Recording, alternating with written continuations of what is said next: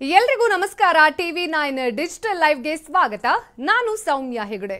ನಿನ್ನೆ ರಾತ್ರಿ 8:18ರ ಸುಮಾರಿಗೆ ಒಂದು ಟ್ವೀಟ್ ಅನ್ನೋದು ಆಗುತ್ತೆ. ಎಲಾನ್ ಮಸ್ಕ್ ಅವರ ಟ್ವಿಟರ್ ಅಕೌಂಟ್ ಇಂದ ಕೇವಲ ಎರಡು ಪದಗಳನ್ನ ಆ ಒಂದು ಟ್ವೀಟ್ ನಲ್ಲಿ ಮಾಡ್ತಾರೆ ಅವರು, ಆಸ್ ಪ್ರಾಮಿಸ್ಡ್. ಹಾಗಾದ್ರೆ ಈ ಆಸ್ ಪ್ರಾಮಿಸ್ಡ್ ಅನ್ನೋದು ಎಷ್ಟರ ಮಟ್ಟಿಗೆ ಭಾರತದ ಪಾಲಿಗೆ ಅತ್ಯಂತ ವಿಶೇಷಕರವಾದಂತಹ ಪದ ಅನ್ನೋದು ನಮ್ಮ ಮುಂದೆ ಇರುವಂತಹ ಒಂದು ಚರ್ಚಾರ್ಹ ಪ್ರಶ್ನೆಯಾಗಿ ಉಳಿಯುತ್ತೆ. ಯಾಕೆ ಅಂತಂದ್ರೆ ಆಸ್ ಪ್ರಾಮಿಸ್ಡ್ ಅನ್ನೋದರ ಹಿಂದೆ ಭಾರತದ ಪಾಲಿಗೆ ಅತಿ ದೊಡ್ಡ ಒಂದು ಕನಸು ಸಾಕಾರಗೊಳ್ಳುವಂತಹ ಒಂದು ಶುಭ ಸಂದರ್ಭ ಅಂತ ಹೇಳಬಹುದು. ಹೌದು, ಎಲಾನ್ ಮಸ್ಕ್ ಅವರು ಆಸ್ ಪ್ರಾಮಿಸ್ಡ್ ಅಂತ ಯಾಕೆ ಹೇಳಿದ್ರು ಅಂತಂದ್ರೆ 2015ರಿಂದಲೂ ಸಹ ಭಾರತದ ಫಿನಾನ್ಷಿಯಲ್ ಮಿನಿಸ್ಟರ್ಸ್ ಇರಬಹುದು, ಎಲ್ಲರೂ ಸಹ ಈ ಎಲೆಕ್ಟ್ರಾನಿಕ್ ಕಾರ್ಸ್ ಅನ್ನೋದನ್ನ ಭಾರತಕ್ಕೆ ತರಬೇಕು, ಭಾರತದಲ್ಲೇ ಒಂದು ಮ್ಯಾನುಫ್ಯಾಕ್ಚರಿಂಗ್ ಯೂನಿಟ್ ಅನ್ನ ಬಿಲ್ಡ್ ಮಾಡಬೇಕು. ಜೊತೆಗೆ ಈಗ ನಾವು ನೋಡ್ತಾ ಹೋದ್ರೆ ಎಲೆಕ್ಟ್ರಿಕ್ ಕಾರ್ಸ್ ಬಗ್ಗೆ ಯಾಕೆ ನಮ್ಗಿಷ್ಟು ಕ್ರೇಜ್ ಅನ್ನೋದನ್ನ ಮಾತಾಡ್ತಾ ಹೋದ್ರೆ ನಮ್ಗೆಲ್ರಿಗೂ ಗೊತ್ತಿದೆ. ಸೊ ಈ ಪೆಟ್ರೋಲ್, ಡೀಸೆಲ್ ಅಥವಾ ಕೋಲ್ ಇದೆಲ್ಲದರೂ ಕೂಡ ಒಂದು ಕಾಲದಲ್ಲಿ ನಮ್ಗೆ ಈಗ ಅವೈಲೇಬಲ್ ಇದೆ, ಮುಂದೊಂದು ಕಾಲ ಬರಬಹುದು. ಹಳೆ ಶಿಲಾಯುಗದ ಜನರು ಹೇಗಿರ್ತಾ ಇದ್ರು ಹಾಗೆ ನಮ್ಮ ಹತ್ರ ಕಾರ್ ಇರುತ್ತೆ, ಕಾರ್ ಪ್ರೊಡಕ್ಷನ್ ಮಾಡುವಂತ ಯೂನಿಟ್ ಇರುತ್ತೆ. ಬಟ್ ಆ ಕಾರ್ಗೆ ನಾವು ಫಿಲ್ ಮಾಡಕ್ಕೆ ಪೆಟ್ರೋಲ್ ಇರೋದಿಲ್ಲ, ಡೀಸೆಲ್ ಇರೋದಿಲ್ಲ, ಕೋಲ್ ಇರೋದಿಲ್ಲ. ಹಾಗಾಗಿ ಆದಷ್ಟು ಬೇಗ ಈ ನೈಸರ್ಗಿಕ ಸಂಪನ್ಮೂಲಗಳನ್ನ ಬಳಸಿ ಅದರಿಂದ ನಾವು ಟ್ರಾನ್ಸ್ಪೋರ್ಟೇಷನ್ ವ್ಯವಸ್ಥೆಯನ್ನ ಮಾಡಿಕೊಳ್ಳಬೇಕಾದಂತಹ ಅನಿವಾರ್ಯತೆ ಅನ್ನೋದು ಹುಟ್ಟುಕೊಂಡಿದೆ. ಹಾಗಾಗಿ ಅದಕ್ಕೆ ನಮಗಿರುವಂತಹ ಮೇನ್ ಉಪಾಯ ಅಂತಂದ್ರೆ ಈ ಎಲೆಕ್ಟ್ರಿಕ್ ಕಾರ್ಸ್ ಅನ್ನೋದು. ಜೊತೆಗೆ ಈ ಪೆಟ್ರೋಲ್, ಡೀಸೆಲ್ ರಿಲೇಟೆಡ್ ಅಥವಾ ಕೋಲ್ ರಿಲೇಟೆಡ್ ಅಥವಾ ಬ್ಯಾಟರಿ, ನ್ಯಾಚುರಲ್ ಗ್ಯಾಸ್ ರಿಲೇಟೆಡ್ ಯಾವುದೇ ಕಾರ್ ಸಹ ಕೆಲವೊಂದಷ್ಟು ಹರ್ಡಲ್ಸ್ ಅನ್ನೋದು ಬರ್ತಾ ಹೋಯ್ತು. ಯಾಕೆಂತಂದ್ರೆ ಈ ನ್ಯಾಚುರಲ್ ಗ್ಯಾಸ್ ಅನ್ನೋದು ಅದೇ ಕಾಸ್ಟ್ಲಿ ಪೆಟ್ರೋಲ್, ಡೀಸೆಲ್ಗಿಂತ. ಹಾಗಾಗಿ ಅದು ಒಂದು ಮಟ್ಟದಲ್ಲಿ ಸಕ್ಸಸ್ ಆಗಲಿಲ್ಲ. ಬಟ್ ಎಲೆಕ್ಟ್ರಿಕಲ್ ಕಾರ್ಸ್ ಅನ್ನೋದು ಕೇವಲ ಈ ವಿದ್ಯುತ್ ಅನ್ನ ಉಪಯೋಗ ಮಾಡ್ಕೊಳ್ಳೋದ್ರಿಂದ ಒಂದು ಪರಿಸರ ಅನ್ನೋದು ಸ್ವಚ್ಛವಾಗಿರುತ್ತೆ. ಅದ್ರ ಜೊತೆಗೆ ಕಾಸ್ಟ್ ಕಟಿಂಗ್ ನಾವು ನೋಡ್ತಾ ಹೋದ್ರೆ ಪೆಟ್ರೋಲ್, ಡೀಸೆಲ್ ಹಾಗೂ ಈ ಎಲೆಕ್ಟ್ರಿಕಲ್ ಕಾರ್ಸ್ ಅನ್ನೋದು ಅಜಗಜಾಂತರದಾದಂತಹ ವ್ಯತ್ಯಾಸ ಅನ್ನೋದು ಇರುತ್ತೆ. ಹಾಗಾಗಿ ಎಲ್ಲರ ಕ್ರೇಜ್ ಅನ್ನೋದು ಈಗಾಗಲೇ US ಮತ್ತೆ ಯುರೋಪ್ ಕಂಟ್ರಿಯಲ್ಲಿ ಎಲೆಕ್ಟ್ರಿಕಲ್ ಕಾರ್ಸ್ ಅನ್ನೋದು ದೊಡ್ಡ ಕ್ರೇಜ್ ಆಗಿದೆ. ಜೊತೆಗೆ ಅದು no more a big issue ಅನ್ನೋ ತರದಲ್ಲಾಗಿದೆ. ಆದರೆ ಭಾರತದ ಮಟ್ಟಿಗೆ ಇದು ದೊಡ್ಡ ವಿಚಾರ. ಯಾಕೆ ಅಂತ ನಾವು ನೋಡ್ತಾ ಹೋದ್ರೆ ಭಾರತದಲ್ಲಿ ನಾವು ಪಾಪ್ಯುಲೇಷನ್ ವೈಸ್ ನೋಡ್ತಾ ಹೋದ್ವಿ ಅಂತಂದ್ರೆ ಮೇನ್ ಆಗಿ ಇರೋದು ಮಿಡ್ಲ್ ಕ್ಲಾಸ್ ಜನಾಂಗ. ಈ ಮಿಡ್ಲ್ ಕ್ಲಾಸ್ ಜನರಿಗೆ ಈ ಟೆಸ್ಲಾ ಅನ್ನೋ ಕಂಪನಿಯ ಒಂದು ಮಾಡೆಲ್ ಕಾರಿನ ನಾವು ರೇಟ್ ಅನ್ನ ನೋಡಿದ್ರೆ ಮಾಡೆಲ್ 3 ಅನ್ನೋ ಒಂದು ಕಾರಿನ ಬೆಲೆ 60 ಲಕ್ಷ ರೂಪಾಯಿ. ಅಂದ್ರೆ ಮಿಡ್ಲ್ ಕ್ಲಾಸ್ ಜನರಿಗೆ ಇಡೀ ಜೀವನದಲ್ಲಿ ಅವರು ಆ ದುಡ್ಡನ್ನ ಸಂಪಾದನೆ ಮಾಡಿದ್ರು ಕೂಡ ಟೆಸ್ಲಾ ಕಂಪನಿಯಿಂದ ಒಂದು ಕಾರನ್ನ ತೆಗೆದುಕೊಳ್ಳೋದು ಅಸಾಧ್ಯದ ಮಾತು. ಇದು ಯಾಕೆ ಹೀಗೆ ಅಂತ ನಾವು ನೋಡ್ತಾ ಹೋದ್ರೆ ಕಾರಣ ಏನು? ಟೆಸ್ಲಾ ಕಂಪನಿ ಏನಿದೆ ಅದು ಮ್ಯಾನುಫ್ಯಾಕ್ಚರಿಂಗ್ ಮಾಡ್ತಾ ಇರುವಂತಹ ಕಾರ್ಗಳು ಏನಿವೆ ಇಷ್ಟೊಂದು ಕಾಸ್ಟ್ಲಿ ಯಾಕೆ ಅಂತ ನೋಡ್ತಾ ಹೋದ್ರೆ ಇದೆಲ್ಲ ಮೇನ್ ಆಗಿ ಟೆಸ್ಲಾ ಕಂಪನಿ ಏಮ್ ಮಾಡ್ತಾ ಇರೋದು ಎಲೆಕ್ಟ್ರಿಕಲ್ ಕಾರ್ಸ್ ಅನ್ನ ರೆಡಿ ಮಾಡಬೇಕು. ಅದು ಯಾವ ರೀತಿ ಎಲೆಕ್ಟ್ರಿಕಲ್ ಕಾರ್ಸು? ಈ ಮಾಡೆಲ್ 3 ಅನ್ನೋದು ಏನು ರಿಲೀಸ್ ಆಗಿದೆ ಹೊರಗಡೆ ಕಂಟ್ರಿಯಲ್ಲಿ, ಇದರ ಬ್ಯಾಟ್ರಿ ಪವರ್ ಹೇಗಿದೆ ಅಂತಂದ್ರೆ ಒಬ್ಬ ಮನುಷ್ಯ ಆ ಕಾರನ್ನ ತೆಗೆದುಕೊಂಡ ಅಂತಂದ್ರೆ ಇಡೀ ಜೀವನ 80 ವರ್ಷ ಅಂತಾನೆ ಇಟ್ಕೊಳ್ಳೋಣ. 80 ವರ್ಷದಲ್ಲಿ ಆತ 1 ವರ್ಷದಲ್ಲಿ 20,000 ಕಿಲೋಮೀಟರ್ ಆ ಕಾರನ್ನ ಓಡಿಸಿದ್ರು ಸಹ 80 ವರ್ಷದವರೆಗೆ ಆ ಬ್ಯಾಟ್ರಿ ಅವನು ಮತ್ತೆ ಚೇಂಜ್ ಮಾಡಬೇಕಾದಂತಹ ಪರಿಸ್ಥಿತಿಯೇ ಇಲ್ಲ. ಅದ್ರ ಜೊತೆಗೆ ಪಿಕಪ್ ಇರಬಹುದು ಅಥವಾ ಯಾವ ರೀತಿಯಾದಂತಹ ಒಂದು ಕಂಬಷನ್ ಸ್ಟೇಟ್ ಇರುತ್ತೆ, ಇದೆಲ್ಲದನ್ನ ನೋಡ್ತಾ ಹೋದ್ರು ಸಹ ಟೆಸ್ಲಾ ಕಾರ್ ಅನ್ನೋದು ನಂಬರ್ 1 ಸ್ಥಾನದಲ್ಲಿರುತ್ತೆ. ಹಾಗಾಗಿ ಅದರ ರೇಟ್ ಅನ್ನೋದು ಇಷ್ಟು ಕಾಸ್ಟ್ಲಿ. ಹಾಗಾದ್ರೆ ಭಾರತಕ್ಕೆ ಈ ರೀತಿ ಕಾರ್ಗೆ ಬೇಕಾದಷ್ಟು ಶ್ರೀಮಂತರಿದ್ದಾರೆ, ಯಾಕೆ ಟೆಸ್ಲಾ ಕಂಪನಿ ಕಾರನ್ನ ತೆಗೆದುಕೊಳ್ತಾ ಇಲ್ಲ? ಅಥವಾ ಮಿಡ್ಲ್ ಕ್ಲಾಸ್ ಜನ ಯಾಕೆ ಅದ್ರ ಬಗ್ಗೆ ಈ ರೀತಿ ಪ್ರೀಮಿಯಂ ಕಾರ್ಸ್ ಬಗ್ಗೆ ಆಲೋಚನೆ ಮಾಡ್ತಾ ಇಲ್ಲ ಅನ್ನೋದನ್ನ ನಾವು ನೋಡ್ತಾ ಹೋದ್ರೆ ಮೇನ್ ಆಗಿ ಈ ಕಾರ್ಗಳನ್ನ ನಾವು ಹೊರಗಡೆಯಿಂದ ಇಂಪೋರ್ಟ್ ಮಾಡ್ಕೊಳ್ಬೇಕು. ಇಂಪೋರ್ಟ್ ಮಾಡ್ಕೊಂಡ್ವಿ ಅಂದ ತಕ್ಷಣ ಅಲ್ಲಿ ನಾವು ಕಸ್ಟಮ್ಸ್ ಅನ್ನ ಪೇ ಮಾಡಬೇಕು, ಟ್ಯಾರಿಫ್ಸ್ ಅನ್ನ ಕೊಡಬೇಕು. ಯಾಕೆ ಅಂತಂದ್ರೆ ನಮ್ಮಲ್ಲಿ ಆ ಮ್ಯಾನುಫ್ಯಾಕ್ಚರಿಂಗ್ ಯೂನಿಟ್ ಇಲ್ಲ, ಹಾಗೆ ಸೇಲ್ ಮಾಡುವಂತಹ ಒಂದು ಸಿಸ್ಟಮ್ ಇಲ್ಲ. ಆ ಒಂದು ಕಾರಣಕ್ಕಾಗಿ ಈ ಎಲೆಕ್ಟ್ರಿಕಲ್ ಕಾರ್ಸ್ ಅನ್ನೋದು ಭಾರತೀಯರ ಪಾಲಿಗೆ ದೊಡ್ಡ ಮಟ್ಟದಲ್ಲಿ ಕನಸಾಗೆ ಉಳಿದಿತ್ತು. ಬಟ್ ನಿನ್ನೆ ಆಗಿರುವಂತಹ ಒಂದು ಡೆವಲಪ್ಮೆಂಟ್ ಅನ್ನೋದು ಬೆಂಗಳೂರಿನಲ್ಲೇ R&D ಯೂನಿಟ್ ಅನ್ನ ಸ್ಥಾಪನೆ ಮಾಡುವಂತಹ ಇಂಗಿತವನ್ನ ವ್ಯಕ್ತಪಡಿಸಿದ್ದಾರೆ. ಜೊತೆಗೆ ನಾವು ಮಾಡ್ತಾ ಇದೀವಿ ಅನ್ನೋ ಒಂದು ಹಿಂಟ್ ಅನ್ನ ಕೂಡ ಕೊಟ್ಟಿದ್ದಾರೆ ಎಲಾನ್ ಮಸ್ಕ್ ಅವರು. ಹಾಗಾದ್ರೆ ಈ R&D research and development unit ಏನು ಬೆಂಗಳೂರಿನಲ್ಲಿ ಸ್ಥಾಪನೆ ಆಗ್ತಾ ಇದೆ, ಅದು ಸ್ಥಾಪನೆ ಆದಮೇಲೆ ನಮಗೆ ಅದನ್ನ ತೆಗೆದುಕೊಳ್ಳುವಂತಹ ಮನಸ್ಥಿತಿ ಇದೆಯಾ ಎಲೆಕ್ಟ್ರಿಕಲ್ ಕಾರ್ಸ್? ಯಾಕೆಂತಂದ್ರೆ ಈ ಪೆಟ್ರೋಲ್ ಡೀಸೆಲ್ ರಿಲೇಟೆಡ್ ಕನ್ವೆನ್ಷನಲ್ಗೆ ನಾವು ಸೆಟ್ ಆಗಿರುವಾಗ ನಾವು ಭಾರತೀಯರಾಗಿ ಎಲೆಕ್ಟ್ರಿಕಲ್ ಕಾರ್ಸ್ ಅನ್ನ ಅದರ ಸಾಧಕ ಬಾಧಕ ನೀತಿಗಳನ್ನ ಎಕ್ಸೆಪ್ಟ್ ಮಾಡುವಂತಹ ಮೆಂಟಾಲಿಟಿಯಲ್ಲಿ ಇದೀವ ಅನ್ನೋದು ದೊಡ್ಡ ಪ್ರಶ್ನೆ ಆಗುತ್ತೆ. ಹಾಗಾಗಿ ಇವತ್ತಿನ ನಮ್ಮ ಚರ್ಚೆಯನ್ನ ಕೂಡ ಜಾಯಿನ್ ಆಗ್ತಾ ಇದ್ದಾರೆ ಪರಿಸರದ ಬಗ್ಗೆ ಸಾಕಷ್ಟು ಮಾಹಿತಿಯನ್ನ ಹೊಂದಿರೋರು. ಅದ್ರ ಜೊತೆಗೆ ಒಂದು ರಿಸರ್ಚ್ ಯೂನಿಟ್ ಶುರುವಾಗುತ್ತೆ ಅಥವಾ ಕಾರ್ ರೆಡಿ ಆಗುತ್ತೆ, ಕಾರ್ ಸೇಲಿಂಗ್ ಯೂನಿಟ್ ಆಗುತ್ತೆ ಅಂತಂದ್ರೆ ಇಲ್ಲಿ ರಿಸೋರ್ಸ್ ಅನ್ನ ಯಾವ ರೀತಿಯಲ್ಲಿ ಡಿಸ್ಟ್ರಿಬ್ಯೂಟ್ ಮಾಡಬೇಕು ಅನ್ನೋದು ದೊಡ್ಡ ಪ್ರಶ್ನೆಯಾಗಿ ಉಳಿಯುತ್ತೆ. ಹಾಗಾಗಿ ಅದ್ರ ಬಗ್ಗೆ ಜ್ಞಾನವನ್ನ ಹೊಂದಿರುವಂತಹ ಒಬ್ರು ತಜ್ಞರು ಕೂಡ ನಮ್ಮನ್ನ ಜಾಯಿನ್ ಆಗ್ತಾ ಇದ್ದಾರೆ. ಸೊ ಮೊದಲನೇದಾಗಿ ಜಾಯಿನ್ ಆಗ್ತಾ ಇದ್ದಾರೆ ನಮ್ಮನ್ನ ಭಾರ್ಗವಿ ಅವರು. ಸೊ ಇವರು centre for financial accountability deputy director. So ನಮಸ್ತೆ ಭಾರ್ಗವಿ ಅವರೇ, TV9 ಡಿಜಿಟಲ್ಗೆ ನಿಮ್ಗೆ ಸ್ವಾಗತ. ನಮಸ್ತೆ. ಮೇಡಮ್, ಸಾಮಾನ್ಯವಾಗಿ ಈಗ ನಿನ್ನೆ ಆಗಿರುವಂತಹ ಟ್ವೀಟೇ ದೊಡ್ಡ ಮಟ್ಟದಲ್ಲಿ ನಮಗೆ ಡ್ರೀಮ್ ಕಮ್ ಟ್ರೂ ಅಂತಾನೆ ಹೇಳಬಹುದು. ಸೊ ಎಸ್ಪೆಷಲಿ ಬೆಂಗಳೂರನ್ನೇ ನಾವು R&D ಯೂನಿಟ್ ಅನ್ನ ಸ್ಥಾಪನೆ ಮಾಡೋದಕ್ಕೆ ಚೂಸ್ ಮಾಡಿದೀವಿ ಅನ್ನುವಂತಹ ಮಾತನ್ನ ಎಲಾನ್ ಮಸ್ಕ್ ಅವರು ಹೇಳಿದ್ರು. So no doubt Silicon City ಯಾವುದೇ ಸ್ಟಾರ್ಟ್ಅಪ್ಗೂ ಕೂಡ ಯಾವಾಗ್ಲೂ ಫಸ್ಟ್ ಪ್ರಿಫರೆನ್ಸ್. ಬಟ್ ಇಷ್ಟೆಲ್ಲ ಇದ್ರೂ ಕೂಡ ಸಾಕಷ್ಟು ನಗರಗಳಿವೆ ಇಂಡಿಯಾದಲ್ಲಿ, ಆದ್ರೂ ಕೂಡ ಬೆಂಗಳೂರನ್ನೇ ಆಯ್ಕೆ ಮಾಡಿಕೊಂಡಿರೋ ಹಿಂದಿನ ಉದ್ದೇಶ ಏನು ಅಂತ ಅನ್ಸುತ್ತೆ? ಬೆಂಗಳೂರನ್ನ ಆಯ್ಕೆ ಮಾಡ್ಕೊಂಡಿರೋದು ಯಾತಕ್ಕೆ ಅಂದ್ರೆ ಇಲ್ಲಿ ಒಂದು ಸೈಂಟಿಫಿಕ್ ಕಮ್ಯುನಿಟಿ ದೊಡ್ಡ ಮಟ್ಟದಲ್ಲಿದೆ. ಸೊ ರಿಸರ್ಚರ್ಸ್, ಸೈಂಟಿಸ್ಟ್ ಸುಲಭವಾಗಿ ಈ ಒಂದು R&Dಗೆ ಸಿಗ್ತಾರೆ ಅನ್ನೋ ಒಂದು ದೃಷ್ಟಿಯಿಂದ ಇರ್ಬೋದು. ಆದ್ರೆ ಈ ಒಂದು ಎಲೆಕ್ಟ್ರಿಕ್ ಕಾರ್ದು ದೊಡ್ಡ ಪ್ರಶ್ನೆ ಏನಂದ್ರೆ ಇದಕ್ಕೆ ರೇರ್ ಅರ್ತ್ ಮೆಟೀರಿಯಲ್ಸ್ ಅನ್ನೋದನ್ನ ಬಹಳ ಉಪಯೋಗಿಸ್ತಾರೆ. ಲಿಥಿಯಂ, ನಿಕೆಲ್, ಕೋಬಾಲ್ಟ್ ಮತ್ತೆ ಗ್ರಾಫೈಟ್ ಇದೆಲ್ಲ ಭೂಮಿಯಿಂದ ಒಳಗಡೆಯಿಂದ ಮೈನ್ ಮಾಡಿ ತೆಗಿಬೇಕಾಗತ್ತೆ. ಆ ಮೈನ್ ಮಾಡೋ ಆಕ್ಟಿವಿಟೀಸ್ ಎಲ್ಲ ಸಿಕ್ಕಾಪಟ್ಟೆ ಪೊಲ್ಯೂಟಿಂಗ್ ಆಕ್ಟಿವಿಟೀಸು. 1 ಟನ್ ಈ ಒಂದು ರೇರ್ ಅರ್ತ್ ನ ತೆಗಿಬೇಕಾದ್ರೆ ಸುಮಾರು 75 ಟನ್ಸ್ ಅಷ್ಟು ಆಸಿಡ್ ವೇಸ್ಟ್ ನ ಉಪಯೋಗಿಸ್ತಾರೆ. ಮತ್ತೆ ತುಂಬಾ ಬಹಳ ನೀರು ಬೇಕಾಗತ್ತೆ.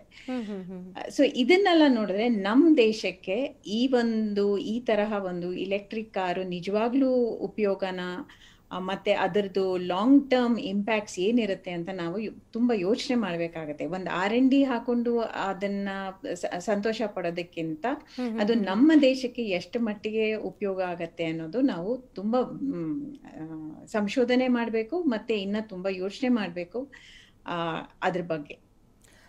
ಎಸ್ ಮೇಡಮ್, ನೀವು ಹೇಳಿದ ಹಾಗೆ ಸೊ ಈ ಲಿಥಿಯಂ ಅಥವಾ ಇದರ ಎಕ್ಸ್ಟ್ರಾಕ್ಷನ್ ಅನ್ನೋದು ಕಾಸ್ಟ್ ವೈಸು ನಮ್ಗೆ ಎಲೆಕ್ಟ್ರಿಕಲ್ ಕಾರ್ ನಾವು ತರ್ತಾ ಇರೋದೇ ಕಾಸ್ಟ್ ಕಟಿಂಗ್ ಬೇಸಿಸ್ ಮೇಲೆ. ಯಾಕೆಂದ್ರೆ ಪೆಟ್ರೋಲ್ ಮತ್ತೆ ಈ ಡೀಸೆಲ್ ರಿಲೇಟೆಡ್ ಗಾಡಿಗಳನ್ನ ಅಫೋರ್ಡ್ ಮಾಡಕ್ ಆಗಲ್ಲ ಮುಂದಿನ ದಿನದಲ್ಲಿ ಅಂತ. ಹಾಗಾದ್ರೆ ಇದು ಅದಕ್ಕಿಂತ ಎಕ್ಸ್ಪೆನ್ಸಿವ್ ಆಗಬಹುದಾ ಅಂತ?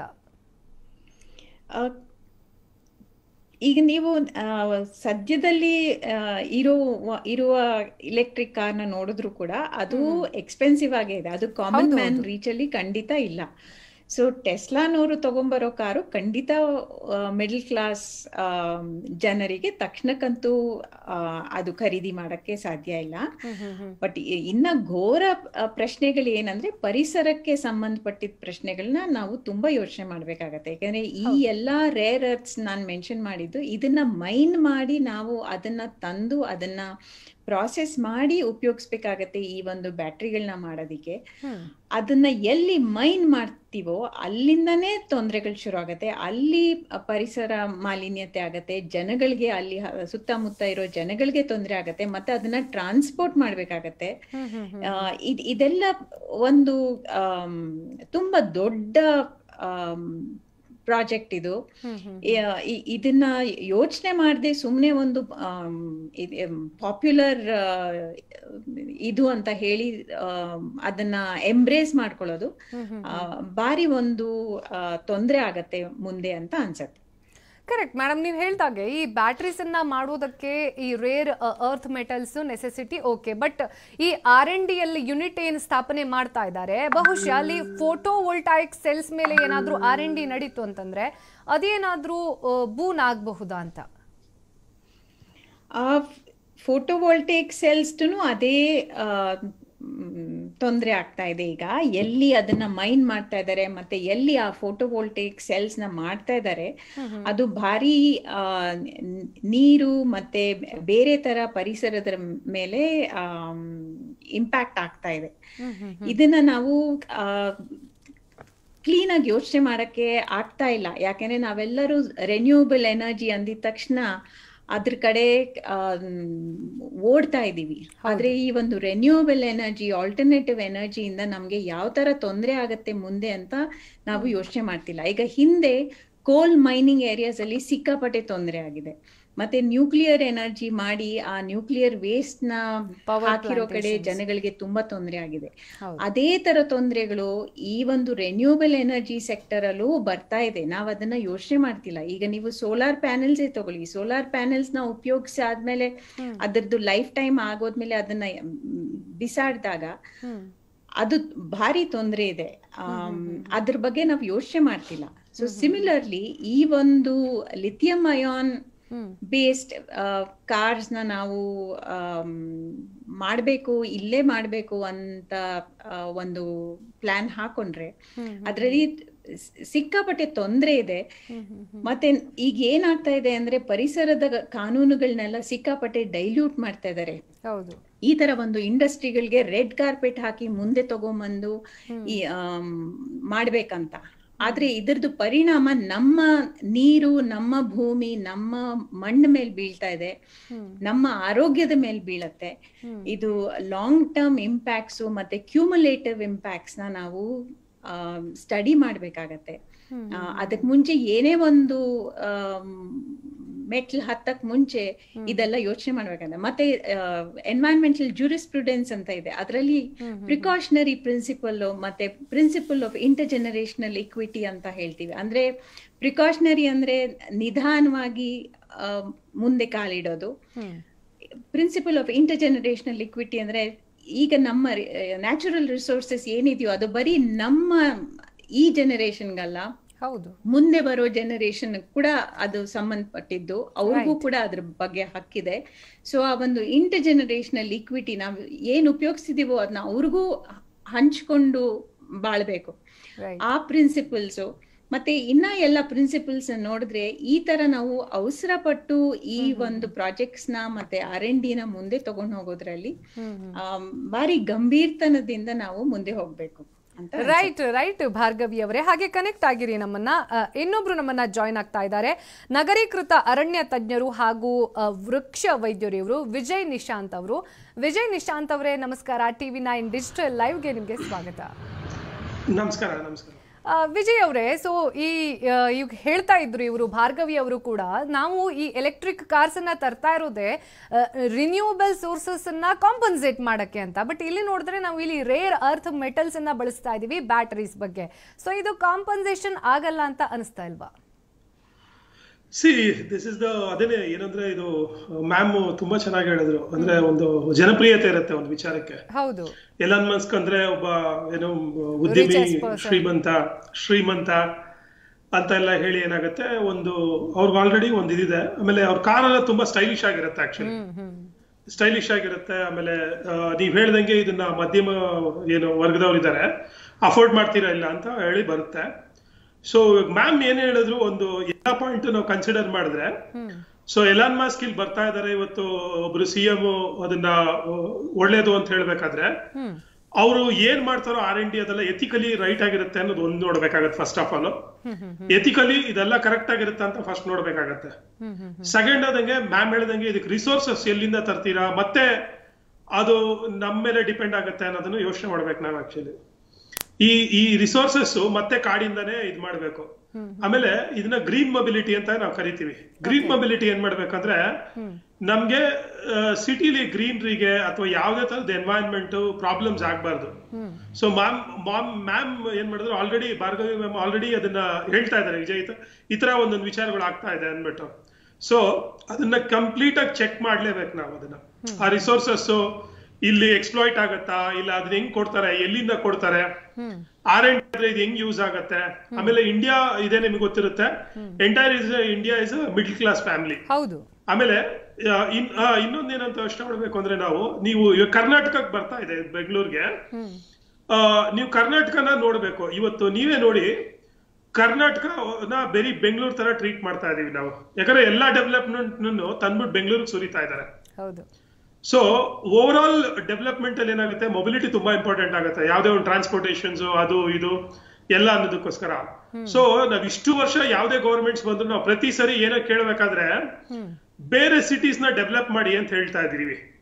ಯಾಕೆ ಆ cities people friendly mobility use ಮಾಡಬಾರ್ದು ಅದನ್ನ? ಇದು ಸಿಂಗಲ್ ಕಾರ್ ತಗೊಳ್ಳೋ ಬದಲು ಇವಾಗ ಮಿಡ್ಲ್ ಕ್ಲಾಸ್ ನಾವು ನೀವೆಲ್ಲ ಏನ್ ಯೂಸ್ ಮಾಡ್ತೀವಿ, ಮೆಟ್ರೋ ಯೂಸ್ ಮಾಡ್ತೀವಿ ಆಕ್ಚುಲಿ. ಅರ್ಥ ಆಯ್ತಾ? ಇವತ್ತು ಎಷ್ಟೋ ಜನ ಸೈಕಲ್ಗೂ ಟರ್ನ್ ಆಗ್ತಾ ಇದಾರೆ, ಎಷ್ಟೋ ಸಿಟಿ ಲೆವೆಲ್ ಅಲ್ಲಿ ಇದನ್ನೆಲ್ಲ. ಸೊ ನಾನೇ ಹೇಳ್ತಾ ಇದ್ದೀವಿ ಅಂದ್ರೆ, why can't the governments cities ನ ಇದು ಪೀಪಲ್ ಫ್ರೆಂಡ್ಲಿ ಟ್ರಾನ್ಸ್ಪೋರ್ಟೇಶನ್ ಮಾಡಿ ಇವಾಗಿರೋ ಎಷ್ಟೊಂದು ಇದನ್ನ ಯಾಕೆ ಕನ್ವರ್ಟ್ ಮಾಡಬಾರ್ದು? ಇವಾಗ ಮೆಟ್ರೋ ಆತರ ಎಲ್ಲ ಇದೆ, ಆತರ ಯಾಕೆ ಮಾಸ್ ಇದು ಕನ್ವರ್ಟ್ ಮಾಡಬಾರ್ದು? ಇವಾಗ ಕಾರ್ ನೀವು ತಗೊಂಡ್ರು, ಒಂದು ಕಾರ್ ತಗೊಂಡ್ರಿ ಅಂದ್ರೆ ಅಲ್ಲಿ ಒಬ್ಬ ಕೂತ್ಕೊಳ್ಬಹುದು. ಅದೇ ಕಾರ್ ಎಷ್ಟೊಂದು ಸ್ಪೇಸ್ ತಗೊಳ್ತಾ, ಆದ್ರೆ ಒಂದು ಬಸ್, ಒಂದು ಟ್ರೈನ್, ಒಂದು ಮೆಟ್ರೋ ತಗೊಂಡ್ರೆ ಜಾಸ್ತಿ ಸ್ಪೇಸ್ ಇದಾಗತ್ತೆ ಆಕ್ಚುಲಿ. ಸೊ ಅದೇ ಇದು ಪಾಪ್ಯುಲರ್ ವ್ಯೂ ನ ತಗೊಂಡು ನಾವು ಎಂಟೈರ್ಲಿ ಪ್ರೊಜೆಕ್ಟ್ ಮಾಡೋದು ಸ್ವಲ್ಪ ಕಷ್ಟ ಬೆಂಗಳೂರಿಗೆ. ಬಟ್ ಒಂದೇನು ಅಂದ್ರೆ ಇನ್ವೆನ್ಷನ್ ಅಥವಾ ಏನೋ ಒಂದು ಒಳ್ಳೇದಾಗ್ತಾ ಇದೆ ಸೊಸೈಟಿಗೆ ಅಂತ ಒಂದು ಡ್ರೀಮ್ ಅಂತ ಬಂದಾಗ ನಾವು ಒಂದ್ ಸ್ವಲ್ಪ ಯೋಚನೆ ಮಾಡ್ಬೇಕಾಗತ್ತೆ. ಅದನ್ನ ತಡಿಬಾರ್ದು ಅನ್ನೋದು ನನಗೂ ಎಲ್ಲೋ ಅನ್ಸುತ್ತೆ. R&D ಮಾಡಬಹುದು. ಅವ್ರು R&D ಮಾಡಿ ಯಾವುದೇ ತರದ ಎಥಿಕಲಿ ಇಲ್ಲಿ ನಮ್ಗೆ ರಿಸೋರ್ಸಸ್ ನ ಇದು ಎಕ್ಸ್ಟ್ರಾಕ್ಟ್ ಮಾಡ್ತೀರಾ, ಕರೆಕ್ಟ್ ಆಗಿ ಒಂದು ಗ್ರೀನ್ ಮೊಬಿಲಿಟಿ ಏನ್ ಡಿಫೈನ್ ಮಾಡುತ್ತೋ ಅದನ್ನ ಕೊಟ್ಟು ಒಂದು ಒಳ್ಳೇದ್ ಮಾಡುತ್ತೆ ಅಂದ್ರೆ ಖಂಡಿತ ನಮ್ಗೆ ಏನಾಗುತ್ತೆ ಅಂದ್ರೆ ನಮ್ಗೆ ಒಳ್ಳೇದಾಗ್ಬೋದು. ಯಾಕಂದ್ರೆ ನಮ್ಗೆ ಇಲ್ಲಿ ಜಾಬ್ ಒಂದ್ ಕಡೆ ಸಿಗೋದಾದ್ರೆ ಇನ್ನೊಂದ್ ಕಡೆ ನಮ್ಗೆ ಏನಾಗುತ್ತೆ, ಇನ್ವೆನ್ಷನ್ಸ್ ಗೆ ದಾರಿ ಸಿಗುತ್ತೆ ಆಕ್ಚುಲಿ. ಈ ತರ ಎಲೆಕ್ಟ್ರಿಕ್ ಕಾರ್ಸ್, ಈ ತರ ಎಲೆಕ್ಟ್ರಿಕ್ ಮೊಬೈಲ್, ಬ್ಯಾಟ್ರೀಸ್ ನ ಬೇರೆ ತರದಲ್ಲಿ ಇನ್ವೆಂಟ್ ಮಾಡಿದ್ರೆ ರಿಸೋರ್ಸಸ್ ನ ಎಕ್ಸ್ಪ್ಲಾಯ್ಟ್ ಮಾಡಿದ್ರೆ ಮಾಡೋದಕ್ಕೂ ಚಾನ್ಸಸ್ ಇರುತ್ತೆ. ಅಂಡ್ ಬೆಂಗಳೂರು ಇವತ್ತು ನಾವು 90s ಅಲ್ಲಿ ನೋಡ್ಬೇಕಾದ್ರೆ IT ಸಿಟಿ ಅಂತ ಬಂತು. ಇವತ್ತು ಎಷ್ಟು ಚೆನ್ನಾಗಿ ಎಷ್ಟೊಂದ್ ಜನ ಜಾಬ್ ಇದೆಲ್ಲ ಆಪರ್ಚುನಿಟೀಸ್ ಎಲ್ಲ ಆಗಿದೆ. ಸೊ ರಾದರ್ ದನ್ ತುಂಬಾ ಹೈ ಹೋಪ್ ಇಟ್ಕೊಳ್ದಿರಾ ಇದ್ ಮಾಡ್ದಿರಾ, ಒಂದ್ ಕಂಪ್ನಿ ಬರ್ತಾ ಇದೆ ಎಲೆಕ್ಟ್ರಿಸಿಟಿ, ಎಲೆಕ್ಟ್ರಿಕ್ ಕಾರ್ಸ್, ಒಂದು ಗ್ರೀನ್ ಮೊಬಿಲಿಟಿ ಕೊಡಕ್ಕೆ, ಅನ್ನೋ ಒಂದ್ ಪಾಯಿಂಟ್ ಅಲ್ಲಿ ಇಟ್ಕೊಂಡು ಎಂಕರೇಜಿಂಗ್ ಮೆಥಡ್ ಅಲ್ಲಿ ಎನ್ವೈರನ್ಮೆಂಟ್ ತೊಂದರೆ ಆಗದಾರಂಗೆ ಏನಾದ್ರು ಮಾಡ್ತಾರೆ ಅಂದ್ರೆ ಖಂಡಿತ we should encourage actually. So not in any other way, ಮಾಡಬಾರ್ದು ಅಂತ. ರೈಟ್ ವಿಜಯ್ ಅವರೇ, ಅದ್ರ ಜೊತೆಗೆ ಈ ಎಲೆಕ್ಟ್ರಿಕ್ ಕಾರ್ಸ್ ಅಂದ ತಕ್ಷಣ ನಮ್ಮ ಭಾರತೀಯರಲ್ಲಿ ಒಂದು ಟೆನ್ಷನ್ ಇರೋದು ಏನು ಅಂತಂದ್ರೆ, ತುಂಬಾ ಕಾಸ್ಟ್ಲಿ ಕಾರ್ಸ್ ಇದು. ಯಾಕೆಂತಂದ್ರೆ ಬ್ಯಾಟ್ರಿಯನ್ನೇ ಒಂದ್ಸತಿ ನಾವು ಜೊತೆಗೆ ಒಂದು ಬ್ಯಾಟ್ರಿ ರೇರ್ ಅರ್ತ್ ಮೆಟಲ್ಸ್ ಇಂದ ತಯಾರಾಗೋದು, ಅದಕ್ಕೋಸ್ಕರ ಕಾಸ್ಟ್ಲಿ ಅಂತ ಒಂದು ಪ್ಯಾರಾಮೀಟರ್ ಆಯ್ತು ಅಂತಂದ್ರೆ, ಇನ್ನೊಂದು ಏನು ಅಂತಂದ್ರೆ ನಮ್ಮಲ್ಲಿ ಸಾಕಷ್ಟು ಈ ಚಾರ್ಜಿಂಗ್ ಸ್ಟೇಷನ್ಸ್ ಅನ್ನೋದೇ ಇಲ್ಲ. ಅದನ್ನ ಓವರ್ಕಮ್ ಮಾಡೋದು ದೊಡ್ಡ ಚಾಲೆಂಜ್. ಇಲ್ಲ ಇವಾಗ್ಲೂ ನೀವು ನೋಡ್ತಾ ಇರ್ತೀವಿ ನಮ್ಮ ಆಟೋಸ್ಗೆಲ್ಲ ಇವಾಗ ಗ್ಯಾಸ್ ಹಾಕ್ತಾರಲ್ಲ. ಆಕ್ಚುಲಿ ಗ್ಯಾಸ್ ಹಾಕೋದು ತುಂಬಾ ಕಮ್ಮಿ ಸ್ಟೇಷನ್ಸ್ ಇದೆ. ಸೊ ಪ್ಲಾನ್ ಮಾಡ್ಬೋದು ಅವರು. ಏನಂದ್ರೆ ಇನ್ವೆಂಟರ್ಸ್ ಯಾವಾಗ್ಲೂ ಅದನ್ನ ರೆಡಿ ಮಾಡ್ಕೊಂಡೇ ಬರ್ತಾರೆ. ಒಂದ್ ಸಿಟಿನ ಸ್ಟಡಿ ಮಾಡಿ ಇಲ್ಲಿ ಬರ್ಬೇಕಾದ್ರೆ ಎಲ್ಲ ಮಾಡ್ಬೇಕಾದ್ರೆ ಸ್ಟಡಿ ಮಾಡ್ಕೊಂಡ್ ಬರ್ತಾರೆ. ಸೊ ಅದೇ ನೀವ್ ಹೇಳ್ದಂಗೆ ಚಾರ್ಜರ್ ಯೂನಿಟ್ಸ್ ಇದೆಲ್ಲ ಇವಾಗ ನೀವೇ ನೋಡ್ತಾ ಇದ್ರೆ ತುಂಬಾ ಎಲೆಕ್ಟ್ರಿಕ್ ಸ್ಕೂಟರ್ಸ್ ಎಲ್ಲ ಬಂದಿದೆ. ತುಂಬಾ ಎಲೆಕ್ಟ್ರಿಕ್ ಸ್ಕೂಟರ್ಸ್ ಬರುತ್ತೆ. Some of their managing it. ನಿಮ್ಗೂ ಗೊತ್ತಿರುತ್ತೆ, ನಾವು ಒಂದ್ ಟೈಮಲ್ಲಿ ಒಂದು 90s ಅಲ್ಲಿ ನಾವು ಮೊಬೈಲ್ ಅಫೋರ್ಡ್ ಮಾಡ್ತೀವ ಅನ್ನೋ ಟೈಮ್ ಇತ್ತು. ಇವತ್ತು ನೀವೇ ನೋಡ್ತಾ ಇದ್ದೀರಾ, ನಾವು ಇವತ್ತು ವರ್ಷಕ್ಕೆ 2 ಮೊಬೈಲ್ ನ ಚೇಂಜ್ ಮಾಡುವಂತಹ ಪರಿಸ್ಥಿತಿ ಬಂದಿದೆ. ಸೊ ಹೇಳಕ್ಕಾಗಲ್ಲ, ಯೂನಿಟ್ಸ್ ಬೇರೆ ತರ ಐಡಿಯಾಸ್ ತರಬಹುದು, ಮಾಡಬಹುದು. So it is quite possible. Again ಅದನ್ನ ಅವರು ಇದು ಸರ್ವಿಸ್ ಪ್ರೊವೈಡರ್ ಏನ್ ಮಾಡ್ತಾರೆ ಅನ್ನೋದನ್ನ ನೋಡ್ಬೇಕಾಗತ್ತೆ. ಗವರ್ಮೆಂಟ್ಸ್ ಈ ತರ ಇದಕ್ಕೆ ಪ್ರಾಜೆಕ್ಟ್ಸ್ ಗೆಲ್ಲ ಸಪೋರ್ಟ್ ಮಾಡ್ತೀನಿ ಅಂತ they can come over this problem ನ ಕಮ್ ಓವರ್ ಮಾಡಬಹುದು ಅಂತ ಹೇಳಿ ಅನ್ಸುತ್ತೆ. ಅದಂತ ಪ್ರಾಬ್ಲಮ್ ಇಶ್ಯೂ ಆಗಲ್ಲ ಅನ್ಸುತ್ತೆ. ಅದನ್ನೆಲ್ಲ ಪ್ಲಾನ್ ಮಾಡೇ ಮಾಡ್ತಾರೆ ಅನ್ಸುತ್ತೆ. ಎಸ್ ವಿಜಯ್ ಅವರೇ, if I am not mistaken, Nirmala Sitharaman ಅವರು ಲಾಸ್ಟ್ ಬಜೆಟ್ ಅಲ್ಲಿ ಆಲ್ರೆಡಿ ಒಂದು ಮೆನ್ಷನ್ ಮಾಡಿದ್ರು, ಈ ಎಲೆಕ್ಟ್ರಿಕಲ್ ಕಾರ್ಸ್ ಬಗ್ಗೆ ನಮಗೆ ಇಂಟ್ರೆಸ್ಟ್ ಇದೆ, ಅದ್ರ ಜೊತೆಗೆ ಈ ಒಂದು ವರ್ಷದಲ್ಲಿ, ಬಟ್ ಪ್ಯಾಂಡಮಿಕ್ ಆಗಿರೋದ್ರಿಂದ ಅದು ನಮಗೆ ಸಾಧ್ಯ ಆಗ್ಲಿಲ್ಲ ಅಂತ ಹೇಳ್ಬೋದು, 2600 ಹೊಸ ಸ್ಟೇಷನ್ಗಳನ್ನ ಸ್ಥಾಪನೆ ಮಾಡುವಂತಹ ಗುರಿಯನ್ನ ಹೊಂದಿದೀವಿ ಅಂತ. ಬಹುಶಃ ಇನ್ನು ನೆಕ್ಸ್ಟ್ ಅಲ್ಲಿ ಬರುವಂತ ಬಜೆಟ್, ಫೆಬ್ರವರಿಯಲ್ಲಿ ಬರುವಂತ ಬಜೆಟ್ ಅಲ್ಲಿ ಸಹ ಇದ್ರ ಬಗ್ಗೆ ಏನಾದ್ರೂ ಮಂಡನೆ ಆಗಬಹುದು ಅಲ್ವಾ?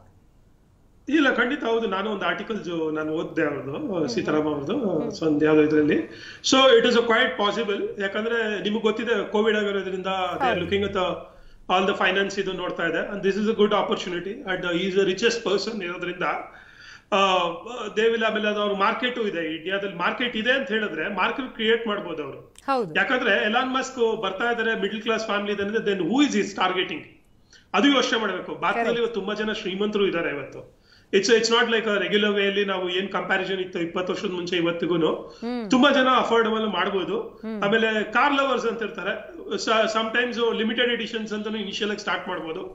ಸೊ ಇದೆಲ್ಲ ಚಾನ್ಸಸ್ ಇರುತ್ತೆ ನಮ್ಗೆ. ಹಾರ್ಲಿ ಡೇವಿಡ್ಸನ್ ಹೆಂಗ್ ಬಂದಿದ್ದು ಹಂಗೆ ಬಂದಿದ್ದು limited edition. So they later they picked it ಇದು. ಸೊ ದೇ ವಿಲ್ ಹ್ಯಾವ್ ಇದು ಲಾಂಗರ್ ವರ್ಷನ್ ಅಲ್ಲಿ ಪ್ಲಾನ್ ಬರುತ್ತೆ. ಸೊ ನೋಡ್ಬೇಕಾಗತ್ತೆ. So that's what even as a country it will be looking because investment ಇದೆಲ್ಲ ಬರುತ್ತೆ, ಆಮೇಲೆ ಜಾಬ್ ಆಪರ್ಚುನಿಟಿ, ಆಮೇಲೆ technology invention ಗೆ ಸ್ಪೇಸ್ ಆಗುತ್ತೆ ಅನ್ನೋದಕ್ಕೆ ಅವ್ರು ಯಾವ್ದಕ್ಕೂ ಇಲ್ಲ ಅನ್ನಲ್ಲ ಅನ್ಸುತ್ತೆ. So it will happen. So that's what it is actually. ಇದ್ರ ಜೊತೆಗೆ ವಿಜಯ್ ಅವರೇ, ಈ ಎಲೆಕ್ಟ್ರಾನಿಕ್ ಕಾರ್ಸ್ ಅನ್ನೋದು ಏನಿದೆ ಇದರಲ್ಲಿ ಈ ಫ್ಯಾಂಟಸಿ ಫ್ಯಾಕ್ಟರ್ ಅಂತಂದ್ರೆ ಈ ನಾವು 1 ಮೈಲ್ಗೆ ಅಥವಾ 1 ಕಿಲೋಮೀಟರ್ಗೆ ಎಷ್ಟು ಪೆಟ್ರೋಲ್ ಅನ್ನ ಸುರಿತಾ ಇದ್ವಿ, ಅಟ್ ದ ಸೇಮ್ ಟೈಮ್ ಎಷ್ಟು ಯೂನಿಟ್ ಎಲೆಕ್ಟ್ರಿಕಲ್ ಪವರ್ ಬೇಕು ಅನ್ನೋದು. ಸೊ ನಾನು ಒಂದು ಅನಾಲಜಿಯನ್ನ ಕೊಡೋಕೆ ನಿಮ್ಗೆ ಇಷ್ಟಪಡ್ತೀನಿ. 60 ಕಿಲೋಮೀಟರ್ನ ನಾವು ಒಂದು ಪೆಟ್ರೋಲ್ ಡ್ರಿವನ್ ಕಾರಿಂದ ಮಾಡಬೇಕು ಅಂತಂದ್ರೆ 75 ರೂಪೀಸ್ ಪರ್ ಲೀಟರ್ ಅಂತ ಹಿಡಿದ್ರು 4 ಲೀಟರ್ ಬೇಕು. ಸೊ ಅದರ ಕಾಸ್ಟ್ ಬಂದು 300 ರೂಪಾಯಿ ಆಗುತ್ತೆ. ಎಟ್ ದ ಸೇಮ್ ಟೈಮ್ ನಾವು ಎಲೆಕ್ಟ್ರಿಕಲ್ ಕಾರನ್ನ ಒಂದ್ಸತಿ ಕಂಪ್ಲೀಟ್ ಆಗಿ ಚಾರ್ಜ್ ಮಾಡಿದ್ವಿ ಅಂತಂದ್ರೆ 100 ಕಿಲೋಮೀಟರ್ 10 ಯೂನಿಟ್ ಎಲೆಕ್ಟ್ರಿಕಲ್ ಪವರ್ ಅನ್ನ ಕನ್ಸ್ಯೂಮ್ ಮಾಡಿದ್ರು ಕೇವಲ 40 ರೂಪಾಯಿ. 300 ರೂಪಾಯಿಯಲ್ಲಿ 40 ರೂಪಾಯಿಯಲ್ಲಿ. That is the best factor. ಯಾಕಂದ್ರೆ ನೀವು ಇನಿಷಿಯಲಿ ಓಪನಿಂಗ್ ಅಲ್ಲಿ ಸ್ಟೇಟ್ಮೆಂಟ್ ಹೇಳಿದ್ರಿ. ಯಾಕಂದ್ರೆ ಮೇಜರ್ ಇವಾಗ ನಾವು ಯಾವುದೇ ಕಂಪ್ನೀಸ್ ಎಲೆಕ್ಟ್ರಿಕ್ ಆಲ್ಟರ್ನೇಟಿವ್ಸ್ ಈ ತರ ಬೇರೆ ತರ ಏನೇ ಆಲ್ಟರ್ನೇಟಿವ್ಸ್ ನೋಡಕ್ ಹೋಗ್ತಾ ಇದಾರೆ ಅಂದ್ರೆ ಬಿಕಾಸ್ ನಮ್ಗೆ ಕ್ರೂಡ್ ಆಯಿಲ್ಸ್ ಎಲ್ಲ ಖಾಲಿ ಆಗ್ತಾ ಇದೆ ವರ್ಲ್ಡ್ ವೈಡ್. ಇದೆಲ್ಲ ಅದನ್ನ ಸೆನ್ಸ್ ಮಾಡ್ತಾ ಇದಾರೆ ಅವರು. ಗ್ರೀನ್ ಎನರ್ಜಿಗೆ ಕನ್ವರ್ಟ್ ಆಗೋದಕ್ಕೆ ಅಥವಾ ಗ್ರೀನ್ ಟೆಕ್ನಾಲಜಿನ ಕೂಡ ಅಂತ ಕೂಡ ನಾವು ಹೇಳ್ತೀವಿ. ಇದಕ್ಕೆ ಕನ್ವರ್ಟ್ ಆಗೋ ಮೇನ್ ರೀಸನ್ ಇಸ್ ಅಂದ್ರೆ ನಮ್ಗೆ ನ್ಯಾಚುರಲ್ ರಿಸೋರ್ಸಸ್ ಏನಾಗ್ತಾ ಇದೆ ಅದು ನಮ್ಗೆ ಇದಾಗ್ತಾ ಇದೆ. ಆಮೇಲೆ ತುಂಬಾ ಫ್ಲಕ್ಚುಯೇಷನ್ಸ್ ಆಗ್ತಾ ಇರುತ್ತೆ. ಇವಾಗ ನೀವು ನೋಡಿ, ಇವಾಗ ನಮ್ಗೆ ಪೆಟ್ರೋಲ್ಸ್ ಎಲ್ಲ ಜಾಸ್ತಿ ಆಗುತ್ತೆ ನೋಡಿ, 10 ರೂಪಾಯಿ ಜಾಸ್ತಿ ಆಗುತ್ತೆ, 5 ರೂಪಾಯಿ ಜಾಸ್ತಿ ಆಗುತ್ತೆ, ಇಲ್ಲ 2 ರೂಪಾಯಿ ಜಾಸ್ತಿ ಆಗುತ್ತೆ. ಸೊ ಎಲೆಕ್ಟ್ರಿಸಿಟಿಯಲ್ಲಿ ಬಂದಾಗ ನಿಮ್ಗೆ ಏನಾಗುತ್ತೆ, ಫ್ಲಕ್ಚುಯೇಷನ್ ಇರೋದಿಲ್ಲ. That is a major thing when we analysed it. ಅದು ದಟ್ ಇಸ್ ಅ ಬಿಗ್ಗೆಸ್ಟ್ ಅವ್ರಿಗೆ ಮಾರ್ಜಿನ್ ಇರುತ್ತೆ ಅಂದ್ರೆ ಟಾರ್ಗೆಟ್ ಮಾಡೋದಕ್ಕೆ. ಸೊ ಇವಾಗ ಒಂದು ಕಾರ್ ತಗೋಬೇಕಾದ್ರೆ ನಾನು ಪೆಟ್ರೋಲ್ ಎಷ್ಟಾಗುತ್ತೆ ನನ್ನ ತಿಂಗಳಿಗೆ ಅಂತ ಖರ್ಚು ಲೆಕ್ಕ ಹಾಕಿನೇ ನಾನು ಕಾರ್ ತಗೊಳ್ಳೋದು ನನ್ನ ಬಜೆಟ್ ಅಲ್ಲಿ. ಸೊ ದಟ್ ಮೈಟ್ ಲಾಂಗರ್ ರನ್ಗೆ ಇಂಡಿಯಾ ಅಂತ ಕಂಟ್ರೀಸ್ ಕಮ್ಮಿ ಆಗುತ್ತೆ ಅಂತ ಹೇಳಿ ಹೇಳಕ್ಕಾಗಲ್ಲ, ಟರ್ನ್ ಓವರ್ ಮಾಡ್ಬೋದು. So that is a major point. ಯಾಕಂದ್ರೆ ನಮ್ಗೆ ಆಲ್ರೆಡಿ ರಿಸೋರ್ಸಸ್ ಎಲ್ಲ ಕಡಿಮೆ ಆಗ್ತಾ ಇದೆ. ಸೊ ಎಲೆಕ್ಟ್ರಿಕ್ ಎನರ್ಜಿ ಇದು ಹೈಬ್ರಿಡ್ ಅಂದ್ರೆ ಹೈಬ್ರಿಡ್ ಕಾರ್ಸ್ ಇದೆ ಇವ್ರದ ಹತ್ರ.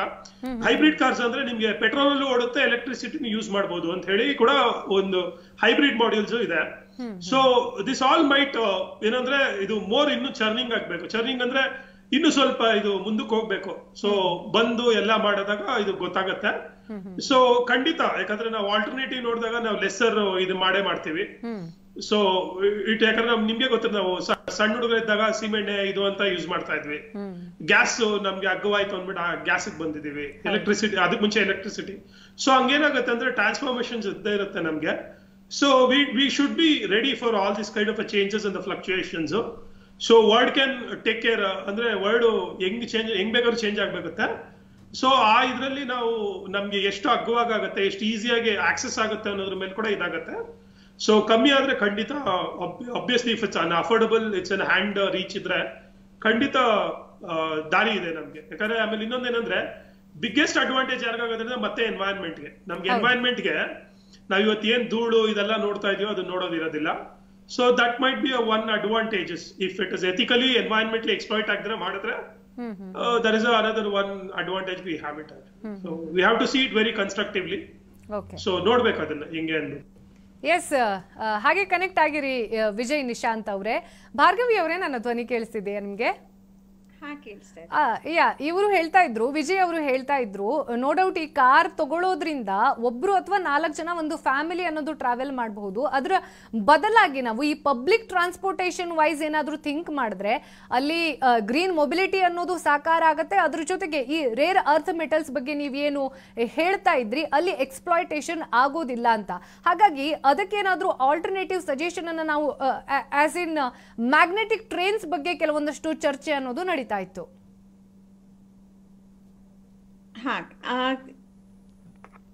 ಏನಾಗ್ತಾ ಇದೆ ಅಂದ್ರೆ ದೇಶದ್ದು ಮತ್ತೆ ನಮ್ಮ ರಾಷ್ಟ್ರದ ಪ್ಲಾನ್ಸ್ಗಳೆಲ್ಲ ಬರೀ ಒಂದು ಸಾಹುಕಾರ ಮಟ್ಟದ ಜನಗಳಿಗೆ ಪ್ಲಾನ್ ಮಾಡ್ತಾ ಇರೋ ಹಂಗಿದೆ. ಎಲೆಕ್ಟ್ರಿಕ್ ಕಾರ್ಸ್ ಆಗ್ಲಿ, ಫ್ಲೈಓವರ್ಸ್ ಆಗ್ಲಿ, ಸ್ಪೆಷಲ್ ಕಾರಿಡಾರ್ಸ್ ಆಗ್ಲಿ, ಎಕ್ಸ್ಪ್ರೆಸ್ ವೇಸ್ ಆಗ್ಲಿ, ಇದೆಲ್ಲ ನಾವು ದೊಡ್ಡ ಕಾರ್ ಇಟ್ಕೊಂಡಿರೋ ಅಂತ ಒಂದು ಜನಗಳಿಗೆ ಮಾತ್ರ ಪ್ಲಾನ್ ಮಾಡ್ತಾ ಇದೀವಿ. ನಮ್ಮ ನಾರ್ಮಲ್ ಫುಟ್ಪಾತ್ ಎಲ್ಲ ಮತ್ತೆ ನಡ್ಕೊಂಡು ಹೋಗೋದಿಕ್ಕೆ, ಸೈಕಲ್ ಮಾಡ್ಕೊಂಡು ಹೋಗೋದಿಕ್ಕೆ ಸೇಫ್ಟಿ ಇಲ್ಲ. ನಾವು ಫಸ್ಟ್ ಅದನ್ನ ಫಿಕ್ಸ್ ಮಾಡ್ಕೋಬೇಕು. ನೀವು ಒಂದು ಸೆಕ್ಷನ್ ಆಫ್ ದ ಪಾಪ್ಯುಲೇಷನ್ ನೋಡಿದ್ರೆ ಲಾರ್ಜ್ ಸೆಕ್ಷನ್ ನಡ್ಕೊಂಡು ಹೋಗೋ ಜನ ಇದ್ದಾರೆ, ಸೈಕಲ್ ಮಾಡ್ಕೊಂಡು ಹೋಗೋ ಜನ ಇದ್ದಾರೆ, ಬಸ್ಸಲ್ಲಿ ಹೋಗೋ ಜನ ಇದ್ದಾರೆ. ಸೊ ನಮ್ಮ ಪಬ್ಲಿಕ್ ಟ್ರಾನ್ಸ್ಪೋರ್ಟ್ನ ನಾವು ಖಂಡಿತ ಫಸ್ಟ್ ಇಂಪ್ರೂವ್ ಮಾಡಬೇಕು. ಅದ್ರದ್ದು ಆಕ್ಸೆಸಿಬಿಲಿಟಿ ಇಂಪ್ರೂವ್ ಮಾಡಬೇಕು. ಮತ್ತೆ ಎಲ್ಲ ಏರಿಯಾಸ್ಗೆ ತಲುಪೋ ಹಂಗೆ ಬಸ್ ರೂಟ್ಸ್ ಪ್ಲಾನ್ ಮಾಡಬೇಕು. ಇದನ್ ಬಿಟ್ಬಿಟ್ಟು ನಾವು ಎಲ್ಲ ದೊಡ್ಡ ದೊಡ್ಡ ಪ್ರಾಜೆಕ್ಟ್ಸ್ ಹಾಕೋತೀವಿ. ಅದು ಬಡ ಜನಾಂಗಕ್ಕೆ ಮತ್ತೆ ಕಾಮನ್ ಮ್ಯಾನ್ಗೆ ಅದರಿಂದ ಜಾಸ್ತಿ ಸಹಾಯ ಖಂಡಿತ ಇಲ್ಲ. ಸೊ ಇದನ್ನ ನಾವು ತುಂಬಾ ಚರ್ಚೆ ಮಾಡ್ಬೇಕಾಗತ್ತೆ ಆ ಒಂದು ದೃಷ್ಟಿನಲ್ಲಿ. ಈ ತರ ದೊಡ್ಡ ದೊಡ್ಡ ಬಂಡವಾಳ ಶಾಲಿಗಳು ಬಂದು ಇಲ್ಲಿ ಬಂಡವಾಳ ಹಾಕಿ ಇಲ್ಲಿ ರಿಸರ್ಚ್ ಮಾಡಿ ಎಲ್ಲ ಮಾಡಾದ್ಮೇಲೆ ಅದು ಯಾರಿಗೆ ಉಪಯೋಗ ಆಗ್ತಾ ಇದೆ, ಯಾರಿಗೆ ಉಪಯೋಗ ಆಗತ್ತೆ, ಅದರಲ್ಲಿ ಯಾರು ಇನ್ವೆಸ್ಟ್ ಮಾಡ್ತಾರೆ ಅನ್ನೋದನ್ನ ನಾವು ತುಂಬಾ ಸಂಶೋಧನೆ ಮಾಡ್ಬೇಕಾಗತ್ತೆ. ರೈಟ್, ನೀವು ಹೇಳಿದ ಹಾಗೆ ಇದು ತುಂಬಾ ಜನರ ಅಭಿಪ್ರಾಯ ಅಂತ ಹೇಳ್ಬೋದು. ಯಾಕೆಂತಂದ್ರೆ ಭಾರತದಂತಹ ಕಂಟ್ರಿಯಲ್ಲಿ ಬಡವರೇ ಜಾಸ್ತಿ ಇದ್ದಾರೆ, ಮಿಡ್ಲ್ ಕ್ಲಾಸ್ ಜನರೇ ಜಾಸ್ತಿ ಇದ್ದಾರೆ. ಅಂಥವರಿಗೆ ಈ ಟೆಸ್ಲಾ ಕಾರ್ಸ್ ಇಂದ ಏನ್ ಪ್ರಯೋಜನ ಅಂತ. ಆದ್ರೆ ಗೌರ್ಮೆಂಟಿನ ನಿಲುವು ಏನು ಅಂತಂದ್ರೆ, ಟೆಸ್ಲಾ ಕಾರ್ಸ್ ಕಾಸ್ಟ್ಲಿ ಅಂತ ನಿಮ್ಗೆ ಅನಿಸ್ತಾ ಇದೆ. ಯಾಕೆ ಅಂತಂದ್ರೆ ಭಾರತದಲ್ಲಿ ಮ್ಯಾನುಫ್ಯಾಕ್ಚರಿಂಗ್ ಯೂನಿಟ್ ಇರಲಿಲ್ಲ, ಸೇಲಿಂಗ್ ಯೂನಿಟ್ ಇರಲಿಲ್ಲ, ಹಾಗಾಗಿ ಅಫೋರ್ಡೆಬಲ್ ಪ್ರೈಸ್ ಅನ್ನೋದು ಇರಲಿಲ್ಲ. ಹಂತ ಹಂತವಾಗಿ ಅದು ಜನರನ್ನ ರೀಚ್ ಆಗುವಷ್ಟರ ಮಟ್ಟಿಗೆ ಅದರ ದರ ಕೂಡ ಕಡಿಮೆ ಆಗಬಹುದು ಅನ್ನೋದು ಗೌರ್ಮೆಂಟಿನ ನಿಲುವು. ಅದ್ರ ಬಗ್ಗೆ ಹೇಳೋದಾದ್ರೆ ನೀವು? ಇದು ಏನಾಗಿದೆ ಅಂದ್ರೆ, ನಾವು ಈ ಒಂದು ಫಾರಿನ್ ಇನ್ವೆಸ್ಟರ್ಸ್ಗೆ ಮತ್ತೆ ಕಂಪನಿಗಳಿಗೆ ರೆಡ್ ಕಾರ್ಪೆಟ್ ಹಾಕಿ ಬಂದು ಇಲ್ಲಿ ನಮ್ಮ ರಿಸೋರ್ಸಸ್ ಇದೆ, ನ್ಯಾಚುರಲ್ ರಿಸೋರ್ಸಸ್ ಇದೆ, ನಾವು ನಿಮ್ಗೆ ಜಾಗ ಕೊಡ್ತೀವಿ, ಎಲ್ಲ ಟ್ಯಾಕ್ಸ್ ಲಾಸ್ನ ಇದ್ ಮಾಡ್ತೀವಿ, ನಿಮ್ಗೆ ಸಹಾಯ ಆಗೋಂಗ್ ಮಾಡ್ತೀವಿ ಅಂತ ಹೇಳಿ ಎಲ್ಲ ಚೇಂಜ್ ಮಾಡಿ ಅವ್ರಿಗೆ ಬಂಡವಾಳ ಹಾಕಕ್ಕೆ ಜಾಗ ಕೊಟ್ಟು ನಮ್ಮ ರಿಸೋರ್ಸಸ್ ತಗೊಂಡು ಏನೋ ಒಂದು ಪ್ರಾಡಕ್ಟ್ ಮಾಡಿ ನಮ್ಗೆ ಅದನ್ನ ಮಾರಿ ನಮ್ಮ ನೀರು ಮಣ್ಣು ಎಲ್ಲ ಕೊಳಚೆ ಮಾಡಿ ಅವರು ದುಡ್ಡು ಮಾಡಿ ಹೋಗುವಂತ ಕಾರ್ಯಕ್ರಮಗಳು ಇದೆಲ್ಲ. ಸೊ ನಾವು ಬರೀ ಒಂದು wonder of science, correct, you can drive around with a small lithium battery. The wonder of science is beautiful. ಆದ್ರೆ ಅದು ಎಲ್ಲರಿಗೂ ಸಹಾಯ ಆಗತ್ತಾ ಅನ್ನೋದನ್ನ ನಾವು ಯೋಚನೆ ಮಾಡೋದಿಲ್ಲ. ಆದ್ರೆ ಭಾರ್ಗವಿ ಅವರೇ, ಈಗ ನೋಡಿ, ಭಾರತ ಬಾಕಿ ಎಲ್ಲ ರಾಷ್ಟ್ರಗಳ ಎದುರು ಬಲಿಷ್ಠವಾಗಿ ನಿಲ್ಲಬೇಕು ಅಂತಂದ್ರೆ ನಾವು ಸಹ ಮೊದಲು ಸಹ ಈ ಭಾರತ ಅಂತಂದ್ರೆ ಹವಾಡಿಗರ ದೇಶ ಅನ್ನುವಂತ ಒಂದು ನಿಲುವಿತ್ತು ಫಾರಿನ್ ಕಂಟ್ರೀಸ್ ಅಲ್ಲಿ. ಬಟ್ ಈಗ ಭಾರತದ ಬಗೆಗಿನ ನಿಲುವು ಅನ್ನೋದು ಚೇಂಜ್ ಆಗ್ತಾ ಇದೆ ಅಂತಂದ್ರೆ ಅದಕ್ಕೆ ಕಾರಣ ನಾವು ಅಡಾಪ್ಟ್ ಮಾಡ್ಕೊಳ್ಳುವಂತಹ ಒಂದು ಮಾಡರ್ನೈಸೇಷನ್ ಇರಬಹುದು ಅಥವಾ ಆ ಓಪನ್ ಮೆಂಟಾಲಿಟಿ ಇರಬಹುದು. ಸೊ ಆ ಹ್ಯಾಂಡ್ ಇನ್ ಹ್ಯಾಂಡ್ ಹೋಗ್ತಾ ಇರುವಾಗ ನಾವು ಅದಕ್ಕೆ ಅಡಾಪ್ಟ್ ಆಗೋದ್ರಲ್ಲೇ ನಮ್ಮ ಒಳ್ಳೆತನ ಇದೆ ಅಂತ ಅನಿಸ್ತಿಲ್ವಾ? ನಾನು ಸೈನ್ಸ್ಗೆ ಇಲ್ಲ ಅಂತಿಲ್ಲ, ಆದ್ರೆ ಅದನ್ನ ನಾವು ಎಲ್ಲಾರ್ಗೂ ಆಕ್ಸೆಸ್ ಆಗುವಂತ ಒಂದು ಪ್ಲಾನ್ ನ ನಾವು ತರಬೇಕಾಗತ್ತೆ. ಇಷ್ಟು ದೊಡ್ಡ ಒಂದು ಕಾರ್ನ ಇಲ್ಲಿ ಮ್ಯಾನುಫ್ಯಾಕ್ಚರ್ ಮಾಡಿದ್ರೆ ಅದು very small percentage of people ಅದನ್ನ ಕೊಂಡ್ಕೊಳಕ್ ಸಾಧ್ಯ. ಸೊ ಅದನ್ನ ನಾವು ಯೋಚನೆ ಮಾಡ್ಬೇಕಾಗಿದೆ. ಮತ್ತೆ ಈ ಒಂದು one size fits all approach ಇದೆಯಲ್ಲ, ಅದು ಸರಿಯಲ್ಲ ಅಂತ ಅನ್ಸುತ್ತೆ. ನಮ್ಮ ರಾಷ್ಟ್ರಗಳಿಗೆ, ನಮ್ಮ ನಗರಗಳಿಗೆ ನಮ್ಮ ಜನನ್ನ ಸೇರಿಸ್ಕೊಂಡು ಆರ್ಗ್ಯಾನಿಕ್ ಆಗಿ ಇಲ್ಲಿ ಏನು ಒಂದು ಫಿಟ್ ಆಗತ್ತೆ, ಯಾವುದು ಸರಿ ಹೋಗುತ್ತೆ, ಇಲ್ಲಿ ಒಂದು ರೋಡ್ಗಳಿಗೆ ಯಾವುದು ಸರಿಗೆ ನಡ್ಕೊಂಡು ಹೋಗುತ್ತೆ, ಮತ್ತೆ ಜನ ಎಲ್ಲಿಂದ ಎಲ್ಲಿಗೆ ಹೋಗ್ತಾ ಇದ್ದಾರೆ. Every city should have its own mobility plans. So ನಮ್ಮ ಪಬ್ಲಿಕ್ ಟ್ರಾನ್ಸ್ಪೋರ್ಟ್ ನಾವು ತುಂಬಾ ಚೆನ್ನಾಗಿ ಮಾಡಿದ್ರೆ, ಈಗ ಸುಮಾರು ಯುರೋಪ್ ದೇಶಗಳನ್ನೆಲ್ಲ ನೋಡಿದ್ರೆ ನೀವು, ಅಲ್ಲಿ ಪಬ್ಲಿಕ್ ಟ್ರಾನ್ಸ್ಪೋರ್ಟ್ ತುಂಬಾ ಚೆನ್ನಾಗಿದೆ. ಅಲ್ಲಿ ಪ್ರೈಮ್ ಮಿನಿಸ್ಟರ್ ಕೂಡ, ಪ್ರೆಸಿಡೆಂಟ್ಸ್ ಕೂಡ ಪಬ್ಲಿಕ್ ಟ್ರಾನ್ಸ್ಪೋರ್ಟ್ ತಗೊಂಡು ಹೋಗ್ತಾರೆ, ಸೈಕಲ್ ಮಾಡ್ತಾರೆ. ಇದನ್ನ ನಾವು ಕೇಳ್ತೀವಿ. ಅದನ್ನ ಇಲ್ಲಿ ಕೂಡ ಯಾಕೆ ಮಾಡಬಾರ್ದು ನಾವು? ಅಲ್ಲಿ ಯಾರು ಕಾರ್ನ ಜಾಸ್ತಿ ಕೊಂಡ್ಕೊಳ್ಳೋದಿಲ್ಲ. ಸೊ ನಾವು ಯಾಕೆ ಆ ಒಂದು ಎಕ್ಸಾಂಪಲ್ ನ ತಗೋಬಾರ್ದು, ಆ ತರ ಯಾಕೆ ನಾವು ಮಾಡರ್ನೈಸೇಷನ್ ನ ಅದನ್ನೇ ಆ ಎಕ್ಸಾಂಪಲ್ ಯಾಕೆ ತಗೊಳಲ್ಲ? ಕಾರ್ ಇಟ್ಕೊಳ್ಳೋದನ್ನೇ ಒಂದು ಮಾಡರ್ನ್ ಅಂತ ನಾವ್ ಯಾಕೆ ಯೋಚನೆ ಮಾಡ್ಬೇಕು? ರೈಟ್ ರೈಟ್ ರೈಟ್ ಭಾರ್ಗವಿ ಅವರೇ, ಅದ್ರ ಜೊತೆಗೆ ಇನ್ನು ಕಾಸ್ಟ್ ಕಟಿಂಗ್ ಅನ್ನೋದು ನಮ್ಮ ಫ್ಯಾಂಟಸಿ ಪ್ಯಾರಾಮೀಟರ್ ಅಂತ ನಾನು ಆಗ್ಲೂ ಹೇಳ್ತಾ ಇದ್ದೆ. ಸೊ ಎಲೆಕ್ಟ್ರಾನಿಕ್ ಕಾರ್ಸ್ ಅನ್ನೋದು ಏನಿದೆ, ತೆಗೆದುಕೊಳ್ಳುವಾಗ ಕಾಸ್ಟ್ಲಿ ಆಗಿದ್ರು ಕೂಡ ಈ ಪೆಟ್ರೋಲ್ ಡೀಸೆಲ್ ಅಥವಾ ಕೋಲ್ ಓರಿಯೆಂಟೆಡ್ ಯಾವ ಕಾರ್ಸ್ ಇರುತ್ತೆ ಅದಕ್ಕೆ ಕಂಪೇರ್ ಮಾಡಿದ್ರೆ ಲಾಂಗ್ ರನ್ ಅಲ್ಲಿ, ಸೊ ನಾನು ಒಂದು ವರ್ಷಕ್ಕೆ ಒಂದು 10,000 ಪೆಟ್ರೋಲ್ ಹಾಕ್ತೀನಿ ಅಂತಂದ್ರೆ ಈ ಒಂದು ಕಾರ್ ಎಲೆಕ್ಟ್ರಾನಿಕ್ ಕಾರು ಕೇವಲ ಅದು 2-3 ಸಾವಿರದಲ್ಲಿ ಮುಗಿದೋಗುತ್ತೆ ಅಂತಂದ್ರೆ ಲಾಂಗ್ ಟರ್ಮ್ ಅಲ್ಲಿ ನನಗೆ ಎಲೆಕ್ಟ್ರಾನಿಕ್ ಕಾರ್ ಅನ್ನೋದೇ ಉಳಿತಾಯದ ಒಂದು ಮಾರ್ಗ ಆಗಿರೋದಿಲ್ವಾ? ಇಲ್ಲ, ಇದು ನಾವು ತಿರ್ಗಾ ಕಾಸ್ಟ್ ಬೆನಿಫಿಟ್ ಅನಾಲಿಸಿಸ್ ಮಾಡಿ ನೋಡಿದ್ರೆ ಅದು ಕಣ್ಣಿಗೆ ಕಾಣಿಸ್ದೇ ಇರೋ ಒಂದು ಪೊಲ್ಯೂಷನ್ ಆಗ್ತಾ ಇರತ್ತೆ, ಅದು ಗೊತ್ತಾಗೋದಿಲ್ಲ ನಮ್ಗೆ. ಸೊ ಈಗ ನೀವು ಅದನ್ನ ಚಾರ್ಜ್, ಫಸ್ಟ್ ಆಫ್ ಆಲ್ ಅದರದ್ದು ಮ್ಯಾನುಫ್ಯಾಕ್ಚರಿಂಗ್ ಪ್ರಾಸೆಸ್ ನ ನೋಡಿದ್ರೆ it is very expensive. Lithium ಮತ್ತೆ ನಿಕಲ್ ಕೊಬಾಲ್ಟ್ ಮೈನಿಂಗ್ ಮಾಡಿ ಅದನ್ನ ಒಂದ್ ಕಡೆಯಿಂದ ಇನ್ನೊಂದ್ ಕಡೆಗೆ ಟ್ರಾನ್ಸ್ಪೋರ್ಟ್ ಮಾಡಿ ಆ ಕಾರ್ ಮಾಡಿ ಎಲ್ಲ ಮಾಡಾದ್ಮೇಲೆ ಅದರದ್ದು ಕಾಸ್ಟ್, ಮತ್ತೆ ಅದನ್ನ ಚಾರ್ಜ್ ಮಾಡ್ಕೋಬೇಕು, ಪ್ರತಿದಿನ ಚಾರ್ಜ್ ಅಂತೂ ಮಾಡ್ಕೋಬೇಕು. ಆ ಚಾರ್ಜ್ ಮಾಡೋದಕ್ಕೆ ಎಲೆಕ್ಟ್ರಿಸಿಟಿ ನೀವು ಮತ್ತೆಲ್ಲೋ ಒಂದ್ ಕಡೆ ಕೋಲ್ ನ ಬರ್ನ್ ಮಾಡ್ಲೇಬೇಕು, ಅದು ಹೈಡಲ್ ಪವರ್ ಇಂದ ನೀರ್ ತಗೊಳ್ಳೇಬೇಕು. So the more electric cars we have, somewhere we will be burning coal or you know, it is impossible to completely shift to renewable ಈಗ ನಿಧಾನಕ್ಕೆ ಆಗಬಹುದು. ಸೊ ಇದು ಒಂದು ಭ್ರಮೆ. ನಾವು ಎಲೆಕ್ಟ್ರಿಕ್ ಕಾರ್ಸ್ಗೆ ಶಿಫ್ಟ್ ಮಾಡ್ಕೊಂಡಿದ ತಕ್ಷಣ ನಮ್ದು ಕಾಸ್ಟ್ ಕಡಿಮೆ ಆಗತ್ತೆ ಮತ್ತೆ ನಮ್ ಪೊಲ್ಯೂಷನ್ ಕಡಿಮೆ ಆಗತ್ತೆ ಅನ್ನೋದು ಒಂದು ಭ್ರಮೆ. ಅದಕ್ಕೆ ನಮ್ಗೆ ಇಲ್ಲಿ ತಕ್ಷಣಕ್ಕೆ ಕಣ್ಣಿಗೆ ಪೊಲ್ಯೂಷನ್ ಕಡಿಮೆ ಆಗ್ಬೋದು, ಬಟ್ ಮತ್ತೆಲ್ಲೋ ಯಾವ್ದೋ ಒಂದ್ ಹಳ್ಳಿನಲ್ಲಿ ಕೋಲ್ ಮೈನಿಂಗ್ ಆಗ್ತಾ ಇರತ್ತೆ, ಥರ್ಮಲ್ ಪವರ್ ಇಂದ ಫ್ಲೈ ಆಶ್ ಬರ್ತಾ ಇರತ್ತೆ, ಥರ್ಮಲ್ ಪವರ್ ಇಂದ ಮಾಲಿನ್ಯದ ಗಾಳಿ ಬರ್ತಾ ಇರತ್ತೆ, ಅಲ್ಲಿ ಜನ ಅದರದ್ದು ಹೆಲ್ತ್ ಇಂಪ್ಯಾಕ್ಟ್ಸ್ ನ ಅನುಭವಿಸ್ತಾ ಇರ್ತಾರೆ. ನಾವು ನಗರಗಳಲ್ಲಿ ಇಲೆಕ್ಟ್ರಿಕ್ ಕಾರ್ಸ್ ನಲ್ಲಿ AC ಹಾಕೊಂಡು ಕೂತ್ಕೊಂಡು ಹೋಗ್ತೀವಿ, ನಮ್ಗದು ಕಾಣಿಸೋದಿಲ್ಲ. ಸೊ ಆತರ ಒಂದು ಕಾಸ್ಟ್ ಬೆನಿಫಿಟ್ ಅನಾಲಿಸಿಸ್ ಮತ್ತೆ ಪೊಲ್ಯೂಷನ್ ಅನಾಲಿಸಿಸ್ ಕೂಡ ನಾವು ಮಾಡಿ ನೋಡಿದ್ರೆ ಇದು definitely not a feasible plan ಅಂತ ಅನ್ಸತ್ತೆ. Thank you so much Bhargavi ಅವರೇ, ಇಷ್ಟೊತ್ತು TV9 ಡಿಜಿಟಲ್ ಅನ್ನ ಜಾಯ್ನ್ ಆಗಿ. ಸೊ ಈ ಎಲೆಕ್ಟ್ರಿಕಲ್ ಕಾರ್ಸ್ ಅನ್ನೋದು ಭಾರತದಂತಹ ವಾತಾವರಣದಲ್ಲಿ ಅಷ್ಟೊಂದು ಫೀಸಿಬಲ್ ಅಲ್ಲ. ಯಾಕೆ ಅಂತಂದ್ರೆ ನಾವು ಎಲೆಕ್ಟ್ರಿಕಲ್ ಕಾರ್ಸ್ ಅನ್ನ ತಗೊಳ್ತಾ ಇರೋದೇ ನಾನ್ ರಿನ್ಯೂಬಲ್ ಸೋರ್ಸ್ ಆಫ್ ಎನರ್ಜಿಯನ್ನ ನಾವು ಇಲ್ಲಿ ಬಳಸ್ಕೊಳ್ಬೇಕು, ಅಥವಾ ಈ ಪೆಟ್ರೋಲ್ ಡೀಸೆಲ್ ಯಾವಾಗ ಮುಗಿದು ಹೋಗುತ್ತೆ ಅಂತ ಸಮಯದಲ್ಲಿ ನಮ್ಗೆ ಏನಾದ್ರೂ ಆಲ್ಟರ್ನೇಟಿವ್ ಇರಬೇಕು ಅನ್ನೋ ಕಾರಣಕ್ಕೆ. ಆದ್ರೆ ಇದು 100% ಅದನ್ನ ಫೀಸಿಬಲ್ ಆಗಿ ತೋರಿಸ್ತಾ ಇಲ್ಲ. ಯಾಕೆಂತಂದ್ರೆ ಈ ರೇರ್ ಅರ್ತ್ ಮೆಟಲ್ಸ್ ಅನ್ನ ನಾವು ತೆಗೆಯುವಾಗ ಅಥವಾ ಕೋಲನ್ನ ಬರ್ನ್ ಮಾಡಿ ಎಲೆಕ್ಟ್ರಿಸಿಟಿಯನ್ನ ಪ್ರೊಡಕ್ಷನ್ ಮಾಡುವಾಗ ಇರುವಂತಹ ಹರ್ಡಲ್ಸ್ ಏನಿದೆ, ಅಗೇನ್ ಅದು ಕೂಡ ಇದಕ್ಕೆ ಕಾಂಪನ್ಸೇಟ್ ಮಾಡುವಂತಹ ಸ್ಟೇಜ್ ಅಲ್ಲಿ ಸದ್ಯಕ್ಕೆ ಇಲ್ಲ ಅನ್ನುವಂತಹ ಮಾತನ್ನ ತುಂಬಾ ಡೀಟೇಲ್ ಆಗಿ ಹೇಳಿದ್ರು, ತುಂಬಾ ವಿವರವಾಗಿ ಹೇಳಿದ್ರು, ತುಂಬಾ ಚೆನ್ನಾಗಿ ಹೇಳಿದ್ರು ಅಂತಾನೆ ಹೇಳಬಹುದು. ವಿಜಯ್ ಅವರು ನಮ್ಮನ್ನ ಕನೆಕ್ಟ್ ಆಗಿದ್ರು. ವಿಜಯ್ ಅವರೇ, ನನ್ನ ಧ್ವನಿ ಕೇಳಿಸ್ತಿದ್ಯಾ? ಎಸ್, ಭಾರ್ಗವಿ ಅವರು ಹೇಳಿದ ಹಾಗೆ ಸೊ ಸದ್ಯದ ಮಟ್ಟಿಗೆ ನಾವು ಈಗ ಒಂದನ್ನ ಕಾಂಪನ್ಸೇಟ್ ಮಾಡೋಕೆ ಹೋಗಿ ಇನ್ನೊಂದಕ್ಕೆ ಬಲಿ ಕೊಡ್ತಾ ಇದೀವಿ ಅನ್ನೋದು. ಸೊ ಇದು ಎಷ್ಟರ ಮಟ್ಟಿಗೆ ನಿಮಗೆ ಸಾಧಕ ಅಥವಾ ಬಾಧಕ ರೀತಿಯಲ್ಲಿ ಕಾಣಿಸ್ತಾ ಇದೆ? ಮ್ಯಾಮ್, ನಾನು ಇನಿಷಿಯಲ್ ಆಗಿ ಹೇಳಿದೆ, ನಾನು ನಿಮ್ಗೆ ಏನಂತ ಹೇಳಿದೆ, ಎಥಿಕಲಿ ಏನು ರಾಂಗ್ ಆಗಬಾರ್ದು, ಎನ್ವೈರನ್ಮೆಂಟ್ ತೊಂದರೆ ಆಗಬಾರ್ದು ಅಂದ್ಬಿಟ್ಟು. That is a point I am pointing at. ಅವರು ಹೇಳಿದ್ರು ನೋಡಿ, ಇದು R&D ಮಾಡಕ್ಕೆ ಅಥವಾ ಇದನ್ನ ಒಂದು ಸೈಂಟಿಫಿಕ್ ವರ್ಕ್ ಕನ್ಸಿಡರ್ ಮಾಡಿದ್ರೆ ಇಟ್ಸ್ ವೆರಿ ಇಂಪಾರ್ಟೆಂಟ್ ಅಂತ ಅವರು ಹೇಳ್ತಾ ಇದಾರೆ. ಆಕ್ಚುಲಿ ಯಾಕೆ ಹೇಳ್ತಾ that is the only point we are getting out of it actually. ಯಾಕಂದ್ರೆ R&D ಕಂಪ್ನಿ ಮಾಡ್ಬೇಕು, ಇದೆಲ್ಲ ಚೆಕ್ ಮಾಡ್ತಾರೆ ನಾವು. That's what we are telling it. ಇವಾಗ ನಾನು ಎನ್ವೈರನ್ಮೆಂಟ್ ನಾನು obviously I will not even hello you to cut a single tree, ಅಥವಾ ನನ್ನ ವಾಟರ್ ರಿಸೋರ್ಸಸ್ ಅನ್ನ ಹಾಳು ಮಾಡೋದಕ್ಕಾಗ್ಲಿ ನಾನು ಕೊಡೋದಿಲ್ಲ. ಆಮೇಲೆ ಬಾರ್ ಎಲ್ಲಿದೆ ನೋಡಿ, ನೀವೇ ಇವಾಗ ಹೇಳ್ಬೇಕಾದ್ರೆ ನಾವ್ ಹೇಳ್ತಾ ಇದೀವಿ ಇದು ನಮ್ ಮಿಡಲ್ ಕ್ಲಾಸ್ ರೀಚ್ ಇಲ್ಲ ಅಂತ ಹೇಳ್ತಾ ಇದ್ದಾರೆ. ಅಂದ್ರೆ ಇದು it is all for the higher society ಅವ್ರಿಗೆ ಅಂತ ಹೇಳ್ತಾ ಇದ್ದಾರೆ.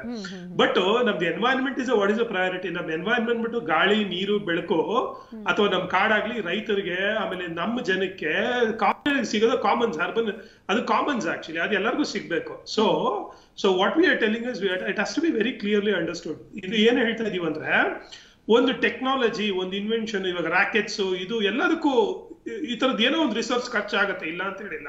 ಎನ್ವೈರನ್ಮೆಂಟ್ ಒಂದಲ್ಲ ಇನ್ನೊಂದ್ ತರದಲ್ಲಿ ಎಕ್ಸ್ಪ್ಲಾಯ್ಟ್ ಆಗೇ ಆಗತ್ತೆ, ಇಲ್ಲ ಅಂತ ಹೇಳ್ತಾರೆ. ಹಂಗಂದ್ರೆ ಹಿಂದೆ ಕೂತಿಲ್ಲ ನಾವು. So what we are saying is feasibility, ಅದನ್ನ ಎಷ್ಟು ಅನ್ಎಥಿಕಲ್ ಆಗಿ ಮಾಡದೇ ಇದೆ, ಎಥಿಕಲಿ ಕರೆಕ್ಟ್ ಆಗಿ ಮಾಡಂಗಿದ್ರೆ ಇದನ್ನ ತರಬೇಕು. ಆಮೇಲೆ ಹೇಳ್ತಾ ಇದೀವಲ್ಲ, ಮ್ಯಾಕ್ಸಿಮಮ್ ಇವತ್ತು ನೋಡಿ, ಇವತ್ತು ಕೋವಿಡ್ ಬಂದಿರೋದೇ ನಮ್ಗೆ ಬಿಕಾಸ್ ಆಫ್ ದ ಹ್ಯಾಬಿಟೇಟ್ ಡಿಸ್ಟ್ರಕ್ಷನ್ಸ್. ನಾವ್ ಈ ತರ ಒಂದ್ ಟೈಮ್ ಅಲ್ಲಿ ನಾವು ಇದನ್ನ ಸ್ಲೋ ಮಾಡ್ಬೇಕಾ, ಇದು ಮಾಡ್ಬೇಕಾ ಅಂತ ಕೇಳಿದ್ರೆ ತುಂಬಾ, ನನ್ನನ್ನು ಕೇಳಿದ್ರೆ ನಾನು ಇಲ್ವೇ ಇಲ್ಲ ಅನ್ಬಿಡ್ತೀನಿ. ಎನ್ವೈರನ್ಮೆಂಟ್ ಒಂದು ಮರ ಕಡಿಯಂಗಿದ್ರು I will not allow you, like ಮಾಡಬಾರ್ದು ಅಂತ ಹೇಳ್ತೀನಿ. ಸೊ ನಾವು ಇಟ್ ಶುಡ್ ಮೀನ್, ನೀವು ಒಂದು ಸ್ಟೇಟ್ಮೆಂಟ್ ಅಲ್ಲಿ ಹೇಳಿದ್ರಿ, ನಾವು ದ ವರ್ಲ್ಡ್ ಅಲ್ಲಿ ಎಲ್ಲ ಓಪನ್ ಆದಾಗ should be have a close mind. That is the only thing we are looking at it actually. ಅರ್ಥ ಆಯ್ತಾ? Now what we are thinking at it's like R&D ಬಂದಾಗ ನಾವು ಅದ್ರದ್ದು ಏನು ನಮ್ದು ಏನು ಮ್ಯಾಮ್ ಹೇಳಿದ್ರಲ್ಲ, ಬ್ಯಾಟ್ರೀಸ್ಗೆ ಏನೇನ್ ಬೇಕೋ ರಾ ಮಟೀರಿಯಲ್ಸ್ ಅದು ಇದಲ್ಲ, ಈಸ್ ಇಟ್ ನಾವೇ ಕೊಡ್ತಾ ಇದೀವ, ಇಲ್ಲ ಅವ್ರೆಲ್ಲಿಂದ ತರ್ತಾರ, ಇಲ್ಲ ಫೀಸಿಬಿಲಿಟಿ ಏನು ಎಲ್ಲ ಚೆಕ್ ಮಾಡ್ತಾರ. ಸೊ ಅದೆಲ್ಲ ಚೆಕ್ ಮಾಡಿನೇ ಕೊಡ್ಬೇಕು ಹೊರತು ಇದು ಸುಮ್ಮನೆ ಏನೋ ಆಡಂಬರಕ್ಕೋಸ್ಕರ ಮಾಡಕ್ಕಾಗ್ಲಿ, ಅಥವಾ ಅವ್ರ ಇನ್ವೆಸ್ಟ್ಮೆಂಟ್ ತಗೊಂತ ಇದ್ರೆ ನಾವು ವೇಸ್ಟ್ ಕ್ರಿಯೇಟ್ ಮಾಡೋದಕ್ಕೆ ಆಗೋದಿಲ್ಲ. ಬಿಕಾಸ್ ನಿಮ್ಗೆ ಗೊತ್ತಿರುತ್ತೆ, ಇವತ್ತು entire country is depending upon the, ನಾವು ಇವತ್ತು ಮಳೆ ಅಥವಾ ಕಾಡು ಅಥವಾ ಎನ್ವೈರನ್ಮೆಂಟ್ ಇಂದಾನೆ ಇಡೀ ದೇಶ ಉಳ್ಕೊಂಡಿರೋದು. ಅದು ನಿಮಗೆ ಪ್ರೊವೈಡ್ ಮಾಡ್ತಾ ಇರೋದಕ್ಕೆ ಇಷ್ಟು ಒಂದು 100 ಕೋಟಿ ಜನ ಇದ್ರು ಇಲ್ಲಿ ಸಸ್ಟೈನ್ ಆಗಿದ್ದಾರೆ. So we sure we will be very careful on that point of the view. So what we are saying is it's an very early stage. ನಾವು ಹೇಳದಂಗೆ ತುಂಬಾ ಅರ್ಲಿ ಸ್ಟೇಜ್ ಅಲ್ಲಿ ಇದೆ R&D ಗೆ. So it's only like what you say as a like open minded, we should like think it ಅಷ್ಟೇ. ಆದ್ರೆ ಇನ್ನೊಂದಂದ್ರೆ as A ma'am ಏನ್ ಹೇಳ್ತಾರೆ, ಆಲ್ಟರ್ನೇಟಿವ್ ಎನರ್ಜಿ ಅಂದ್ರಲ್ಲ, ಅದನ್ನ ಒಂದು ನೋಡೋದಕ್ಕೆ ಅಷ್ಟೇ ಮಾತ್ರ ಇದ್ ನೋಡ್ಬೇಕು ಹೊರತು ಬಿಕ್ಕಿದ್ ಯಾವ್ದೇ ತರದ್ದು ಇದನ್ನ ನಾವು ಹುಷಾರಾಗಿ ಗಾರ್ಡ್ ಮಾಡ್ಬೇಕಾಗತ್ತೆ. So it's very important also. So ಯಾಕಂದ್ರೆ ಈ ಟೆಸ್ಲಾ ನಮ್ ದೇಶದಲ್ಲಿ ಒಂದೇ ಇಲ್ಲ, ತುಂಬಾ ಬೇರೆ ಬೇರೆ ಕಂಟ್ರೀಸ್ ಅಲ್ಲಿ ಇದೆಯಲ್ಲ, ಇದು ತುಂಬಾ ಎಲ್ಲ ಬೇರೆ ಬೇರೆ ಕಂಟ್ರೀಸ್ ಎಲ್ಲ ಇರ್ತಿದೆ. So we should like look into it ಅಷ್ಟೇ, as simple as that one. ನೀವು ಹೇಳಿದ್ನಲ್ಲ, ಇವಾಗ ನಮ್ಮ ಸಿಟೀಸ್ನೆಲ್ಲ ಇದು ಪೀಪಲ್ ಫ್ರೆಂಡ್ಲಿ ಮಾಡಿ, ಗ್ರೀನ್ ಮೊಬಿಲಿಟಿ ಕ್ರಿಯೇಟ್ ಮಾಡಿ, ನೀಟಾಗೆಲ್ಲ ಮಾಡಿದ್ರೆ, ಇದು ಗೊತ್ತಿಲ್ಲ, ನಾವು ಇದು ಮೋಸ್ಟ್ಲಿ ಇದು ಬಡವರು ಅಥವಾ ಮಿಡ್ಲ್ ಕ್ಲಾಸ್ ಅವರು ಯೂಸ್ ಮಾಡಿದ್ರೆ, ವೆರಿ ಹೈಯರ್ ಕ್ಲಾಸ್ ಅವರು ನಾವು ಏನಪ್ಪಾ ನಮ್ಮ ಹತ್ರ ದುಡ್ಡಿದೆ, ನಮ್ಮ ಆಡಂಬರ ಇದು ಅಂತ ತೋರ್ಸ್ಕೊಳಕ್ಕೂ ಮಾಡ್ಬೋದು. ಇಲ್ದ್ರೆ ಕೆಲವರು ನೀಶ್ ಮೈಂಡ್ ಇರ್ತಾರೆ, ಇಲ್ಲಪ್ಪ ನನ್ಗೆ ಕ್ಲೀನ್ ಎನರ್ಜಿ ಬೇಕು ಅಂತ ಹೇಳ್ತಾರೆ, ಅವರು ದುಡ್ಡು ಖರ್ಚಾದ್ರೂ ನಾವು ಮಾಡ್ತೀವಿ ಅಂತ ಹೇಳ್ತಾರೆ. So with that understanding somebody can do it. ಯಾಕಂದ್ರೆ ಅಗೇನ್ ಏನಂದ್ರೆ ಗೊತ್ತಿಲ್ಲ, ಇನ್ವೆನ್ಷನ್ ಎಲ್ಲಿಂದ ತಗೊಂಡು ಹೋಗುತ್ತೆ ಗೊತ್ತಾಗಲ್ಲ. ಯಾಕಂದ್ರೆ ಇವತ್ತು ನಾವ್ ಏನ್ ಮಟೀರಿಯಲ್ ಯೂಸ್ ಮಾಡ್ತಾ ಇದೀವೋ, ಏನ್ ಬರ್ನ್ ಮಾಡಿದ್ರೆ it might be electric, but ಬೇರೆ ತರದ ಆಲ್ಟರ್ನೇಟಿವ್ ಮಾಡ್ಬೋದು ನಾವು. ಆಲ್ಟರ್ನೇಟಿವ್ ಇನ್ವೆನ್ಷನ್ಸ್ ಅಲ್ಲಿ ಏನಾಗುತ್ತೆ ಅಂದ್ರೆ ಆಲ್ಟರ್ನೇಟಿವ್ ಇದು ಬರುತ್ತೆ. ಸೊ ಅದು ಒಂದು ಆಪರ್ಚುನಿಟಿ ಇರುತ್ತೆ. ಅದಕ್ಕೆ that one point is what is make us to keep our mind open rather than like environmentally ಇದಾಗುತ್ತೆ ಅನ್ನೋದನ್ನ ಇದ್ ಮಾಡ್ಬೇಕು ಅಂತ ಕೇಳ್ತೀನಿ ಅಷ್ಟೇ. Otherwise really it's not like ಏನ್ ಹೇಳ್ತೀರಾ, ನಮ್ಗೆ ಬೇಸಿಕ್ಸೇ ಇಲ್ಲ ಇಲ್ಲಿ. ನಮ್ಗೆ ಮ್ಯಾಮ್ ಹೇಳಿದಂಗೆ ಫುಟ್ಪಾತ್ ಇಲ್ಲ, ನಮ್ಗೆ ಇಲ್ಲಿ ಬಸ್ಸಸ್ ಸರಿಯಾಗಿ ಓಡ್ತಾ ಇಲ್ಲ, ಟ್ರೈನ್ಗಳು ಇವತ್ತು ಸೊ ರೋಡ್ಸೇ ಸರಿಗಿಲ್ಲ. ಇನ್ನು ನಾವು ಏನೋ ಇದು ಬೆಂಗಳೂರಲ್ಲೇ ನಾವು ಇವತ್ತು ಪಾಟ್ ಹೋಲ್ಸ್ ನೋಡ್ತಾ ಇದೀವಿ. ನೀರು ಹೆಂಗಂದ್ರೆ ಹೆಂಗ್ ಬರ್ತಾ ಇದೆ. ಈ ಕಾರೆಲ್ಲ ಈ ಕಾರ್ಸ್ ಎಲ್ಲ ಇದ್ರೆ ತುಂಬಾ ಸ್ಪೆಸಿಫಿಕೇಶನ್ ಇರುತ್ತೆ. ಸೊ ಅದೆಲ್ಲ ಮೀಟ್ ಆಗುತ್ತೆ ಅನ್ನೋದು ಕೂಡ ನೋಡ್ಬೇಕು actually. So we are in extreme condition, ಇವತ್ತು ಎಕ್ಸ್ಟ್ರೀಮ್ ಅಲ್ಲಿ ಇದೀವಿ. Let's look into it ಏನಾಗುತ್ತೆ ಅಂತ. ಸೊ ಬಿಕಾಸ್ ಅಕ್ಸೆಪ್ಟ್ ಮಾಡ್ಕೊಂಡಿದ್ದಾರೆ ಅವ್ರ ಇಲ್ಲಿ ಇನ್ವೈಟ್ ಮಾಡಕ್ಕೆ ಟೆಸ್ಲಾನ. So let's see how the things goes. If it is good for the people, ಹೇಳ್ದಂಗೆ ಎಲ್ಲರಿಗೂ ಇಚ್ಛೆ ಆದ್ರೆ ಇನ್ನೂ ಒಳ್ಳೇದು. ಹೇಳಕ್ಕಾಗಲ್ಲ, ಯಾಕಂದ್ರೆ ನೀವೇ ಗೊತ್ತಿರುತ್ತೆ, ಟಾಟಾ ನಮ್ಗೆ 1 ಲಕ್ಷಕ್ಕೆ ಕಾರ್ ಕೊಡ್ತೀವಿ ಅಂತ ಟ್ರೈ ಮಾಡಿದ್ರು. ಸೊ ಆ ತರದ್ದು ಹೇಳಕ್ಕಾಗಲ್ಲ. ಕಾಸ್ಟ್ ಇದು ಎಲ್ಲ ಕಡಿಮೆ ಆಗಿ ತುಂಬಾ ಕಮ್ಮಿ ಆಗಿ ಇದಾದ್ರೂ ಹೇಳಕ್ಕಾಗೋದಿಲ್ಲ. So let's see it actually. It's only initial stages. Let's keep our mind open and let's see what can be done in the future. Yes, thank you so much Vijay Nishant ಅವರೇ, ಇಷ್ಟೊತ್ತು TV9 ಡಿಜಿಟಲ್ ಅನ್ನ join ಆಗಿ. So ಇದು R&D unit ಅನ್ನ ಸ್ಥಾಪನೆ ಮಾಡಿರೋದು ಒಳ್ಳೆ ವಿಚಾರ. ಈಗಲೇ ನಾವು ತುಂಬಾ ಅರ್ಲಿಯಾಗಿ ಜಜ್ಮೆಂಟಲ್ ಆಗೋದಕ್ಕಿಂತ ಕೆಲವೊಂದ್ಸತಿ ಈ ಇನ್ವೆನ್ಷನ್ಸ್ ಅನ್ನೋದು ಏನು ನಡೆಯುತ್ತೆ ಅದು ಕನ್ಸ್ಟ್ರಕ್ಟಿವ್ ಆಗಿ ಇರಬಹುದು, ಡಿಸ್ಟ್ರಕ್ಟಿವ್ ಆಗಿ ಇರಬಹುದು. ಆದರೆ ಡಿಸ್ಟ್ರಕ್ಟಿವ್ ಆಗದೆ ಇರಲಿ ಅನ್ನೋದು ನಮ್ಮ ಉದ್ದೇಶವಾಗಿರುತ್ತೆ, ನಮ್ಮ ಆಶೆ ಅನ್ನೋದು ಆಗಿರುತ್ತೆ. ಅದು ಕನ್ಸ್ಟ್ರಕ್ಟಿವ್ ಆಗಿ ಜನರಿಗೆ ಉಪಯೋಗ ಆಗುತ್ತೆ ಅಂತಂದ್ರೆ ಬಹುಶಃ ಅದರ ಎಲ್ಲಾ ಶ್ರೇಯಸ್ಸು ಸಹ ಆ R&D ಟೀಮ್ಗೆ ಹೋಗಿರುವಂತಹ ಸಂದರ್ಭದಲ್ಲಿ ನಾವು ಸ್ವಲ್ಪ ಈ ಒಂದು ಇನಿಷಿಯಲ್ ಹಂತದಲ್ಲಿ ಆದಷ್ಟು ಓಪನ್ ಮೈಂಡೆಡ್ ಇರಬೇಕು ಅನ್ನುವಂತಹ ಮಾತನ್ನ ಆಡಿದ್ದಾರೆ ವಿಜಯ್ ಅವರು. ಖಂಡಿತವಾಗ್ಲೂ ಅಂತ ಹೇಳಬಹುದು. ಯಾಕೆ ಅಂತಂದ್ರೆ ಎಷ್ಟೋ ಸಂದರ್ಭದಲ್ಲಿ ಈ ನೊಬೆಲ್ ಪಡೆದಂತಹ ಎಷ್ಟೋ ವಿಜ್ಞಾನಿಗಳು, ಸಂಶೋಧಕರು ಏನು ಕಂಡುಹಿಡಿಬೇಕು ಅಂತ ಹೋಗಿದ್ರು ಅದರ ಬದಲಾಗಿ ಅದಕ್ಕಿಂತ ಜಾಸ್ತಿ ಉಪಯೋಗಕ್ಕೆ ಬಂದಂತಹ ವಸ್ತುಗಳನ್ನೇ ಇನ್ವೆನ್ಷನ್ ಮಾಡಿರ್ತಾರೆ. ಹಾಗಾಗಿ ಈ ಒಂದು ಅರ್ಲಿ ಸ್ಟೇಜ್ ಆಫ್ ಡೆವಲಪ್ಮೆಂಟ್ ಅಲ್ಲಿ ಇರುವಾಗ ನಾವು ಇದು ಸರಿ, ಇದು ತಪ್ಪು, ಹೀಗೆ ಆಗಬೇಕು ಅಥವಾ ಈ ರೀತಿ ಸಮಸ್ಯೆ ಆಗಬಹುದು ಅನ್ನೋದನ್ನ ತಲೆಯಲ್ಲಿ ಇಟ್ಕೊಂಡು ಟ್ರಯಲ್ ಎರರ್ ಮಾಡೋದಕ್ಕಿಂತ ಸೊ ನಾವು ಒಂದು ಮರಿಲೇಬಾರದು. ಯಾಕೆಂತಂದ್ರೆ ಈ KGF ನಲ್ಲಿ ಆಗಿರುವಂತಹ ಗೋಲ್ಡ್ ಮೈನಿಂಗ್ ಏನ್ ನಡೀತಾ ಇತ್ತು, ಅಲ್ಲಿ ಆದಂತಹ ಕೆಲವೊಂದಷ್ಟು ಡಿಸ್ಟ್ರಕ್ಷನ್ ಅನ್ನೋದು ಇನ್ನೂ ಕೂಡ ಆ ಒಂದು ಮೈನಿಂಗ್ ಅಲ್ಲಿ ಕೆಲಸ ಮಾಡ್ತಾ ಇದ್ದಂತಹ ಎಷ್ಟೋ ಕುಟುಂಬಗಳಿಗೆ ಆರೋಗ್ಯ ಸಮಸ್ಯೆಯನ್ನ ತಂದಿಟ್ಟಿದೆ. ನೆಕ್ಸ್ಟ್ ಜನರೇಷನ್ಗೆ ಅದು ಹೆರಿಡಿಟಿ ಪ್ರಾಬ್ಲಮ್ ಆಗಿ ಪಾಸ್ ಆನ್ ಆಗ್ತಾ ಇದೆ. ಹಾಗಾಗಿ ಈ ಒಂದು ಇನ್ವೆನ್ಷನ್ ಅಥವಾ R&D ಅನ್ನೋದು ಕೆಲವೊಂದು ಸಂದರ್ಭದಲ್ಲಿ ಡಿಸ್ಟ್ರಕ್ಷನ್ ಅನ್ನೋದಕ್ಕೂ ಕಾರಣ ಆಗಬಹುದು. ಬಟ್ ನಾವು ಹೇಳೋದ ಹಾಗೆ ಹೋಪ್ ಫಾರ್ ದ ಬೆಸ್ಟ್ ಅನ್ನೋದು ಯಾವಾಗಲೂ ಮನುಷ್ಯ ಒಳ್ಳೆಯದಾಗಿ ಆಲೋಚನೆ ಮಾಡಿದ್ರೆ ಆತನಿಗೆ ಒಳ್ಳೆಯದೇ ಆಗತ್ತೆ. ಹಾಗಾಗಿ ಈಗ ಏನು ಎಲಾನ್ ಮಸ್ಕ್ ಅವರ ಟೆಸ್ಲಾ ಕಂಪನಿ ಅನ್ನೋದು ಭಾರತದಲ್ಲಿ, ಅದರಲ್ಲೂ ಬೆಂಗಳೂರಲ್ಲಿ R&D ಯೂನಿಟ್ ಅನ್ನ ಸ್ಥಾಪನೆ ಮಾಡುವಂತಹ ಒಂದು ಪ್ರಯತ್ನವನ್ನ ಮಾಡ್ತಾ ಇದೆ. ಅದು ಆದಷ್ಟು ಬೇಗ ಸಾಕಾರಗೊಳ್ಳಿ ಒಳ್ಳೆ ರೀತಿಯಲ್ಲಿ. ಅದ್ರ ಜೊತೆಗೆ ಏನು ಒಂದು ಮಿಸ್ಕಾನ್ಸೆಪ್ಷನ್ ಅಥವಾ ಒಂದು ಫಿಯರ್ ಅನ್ನೋದು ಇದೆ, ಇದು ಕೇವಲ ಶ್ರೀಮಂತರಿಗೆ ಅಫೋರ್ಡ್ ಮಾಡುವಂತಹ ಕಾರ್ಗಳು ಅನ್ನೋದೇನಿದೆ ಅದು ಈಗ ಅಲ್ಲದೆ ಇದ್ರೂ ಕೂಡ ಮುಂದಿನ ಹಂತದಲ್ಲಿ ಪ್ರತಿಯೊಬ್ಬ ಮಿಡ್ಲ್ ಕ್ಲಾಸ್ ಜನ ಇರಬಹುದು ಅಥವಾ ಲೋವರ್ ಮಿಡ್ಲ್ ಕ್ಲಾಸ್ ಪೀಪಲ್ಗೆ ಇರಬಹುದು, ಅವರಿಗೂ ಕೂಡ ಎಲೆಕ್ಟ್ರಿಕ್ ಕಾರಲ್ಲಿ ಓಡಾಡುವಂಥದ್ದು, ಎಲೆಕ್ಟ್ರಿಕ್ ಕಾರ್ ಒಂದೇ ಅಲ್ಲ, ಎಲೆಕ್ಟ್ರಿಕ್ ಬಸ್ ಅಥವಾ ಟ್ರಾನ್ಸ್ಪೋರ್ಟೇಷನ್ ವ್ಯವಸ್ಥೆ ಬಂತು ಅಂತಂದ್ರೆ ಬಹುಶಃ ಭಾರತದಂತಹ ಕಂಟ್ರಿಗೆ ಅಭಿವೃದ್ಧಿ ಪಥದತ್ತ ಸಾಕೋದಕ್ಕೆ ಒಂದು ದೊಡ್ಡ ಉಪಾಯ ಮಾರ್ಗ ಅಂತಾನೆ ಹೇಳಬಹುದು. ಸೊ ಇದಾಗಿತ್ತು ಇವತ್ತಿನ TV9 ಡಿಜಿಟಲ್ನ ವಿಚಾರ. ನಾಳೆ ಮತ್ತೊಂದು ವಿಚಾರದೊಂದಿಗೆ ನಿಮ್ಮ ಮುಂದೆ ಬರ್ತೀವಿ. ನಿರಂತರ ಸುದ್ದಿಗಾಗಿ ನೋಡ್ತಾ ಇರಿ TV9.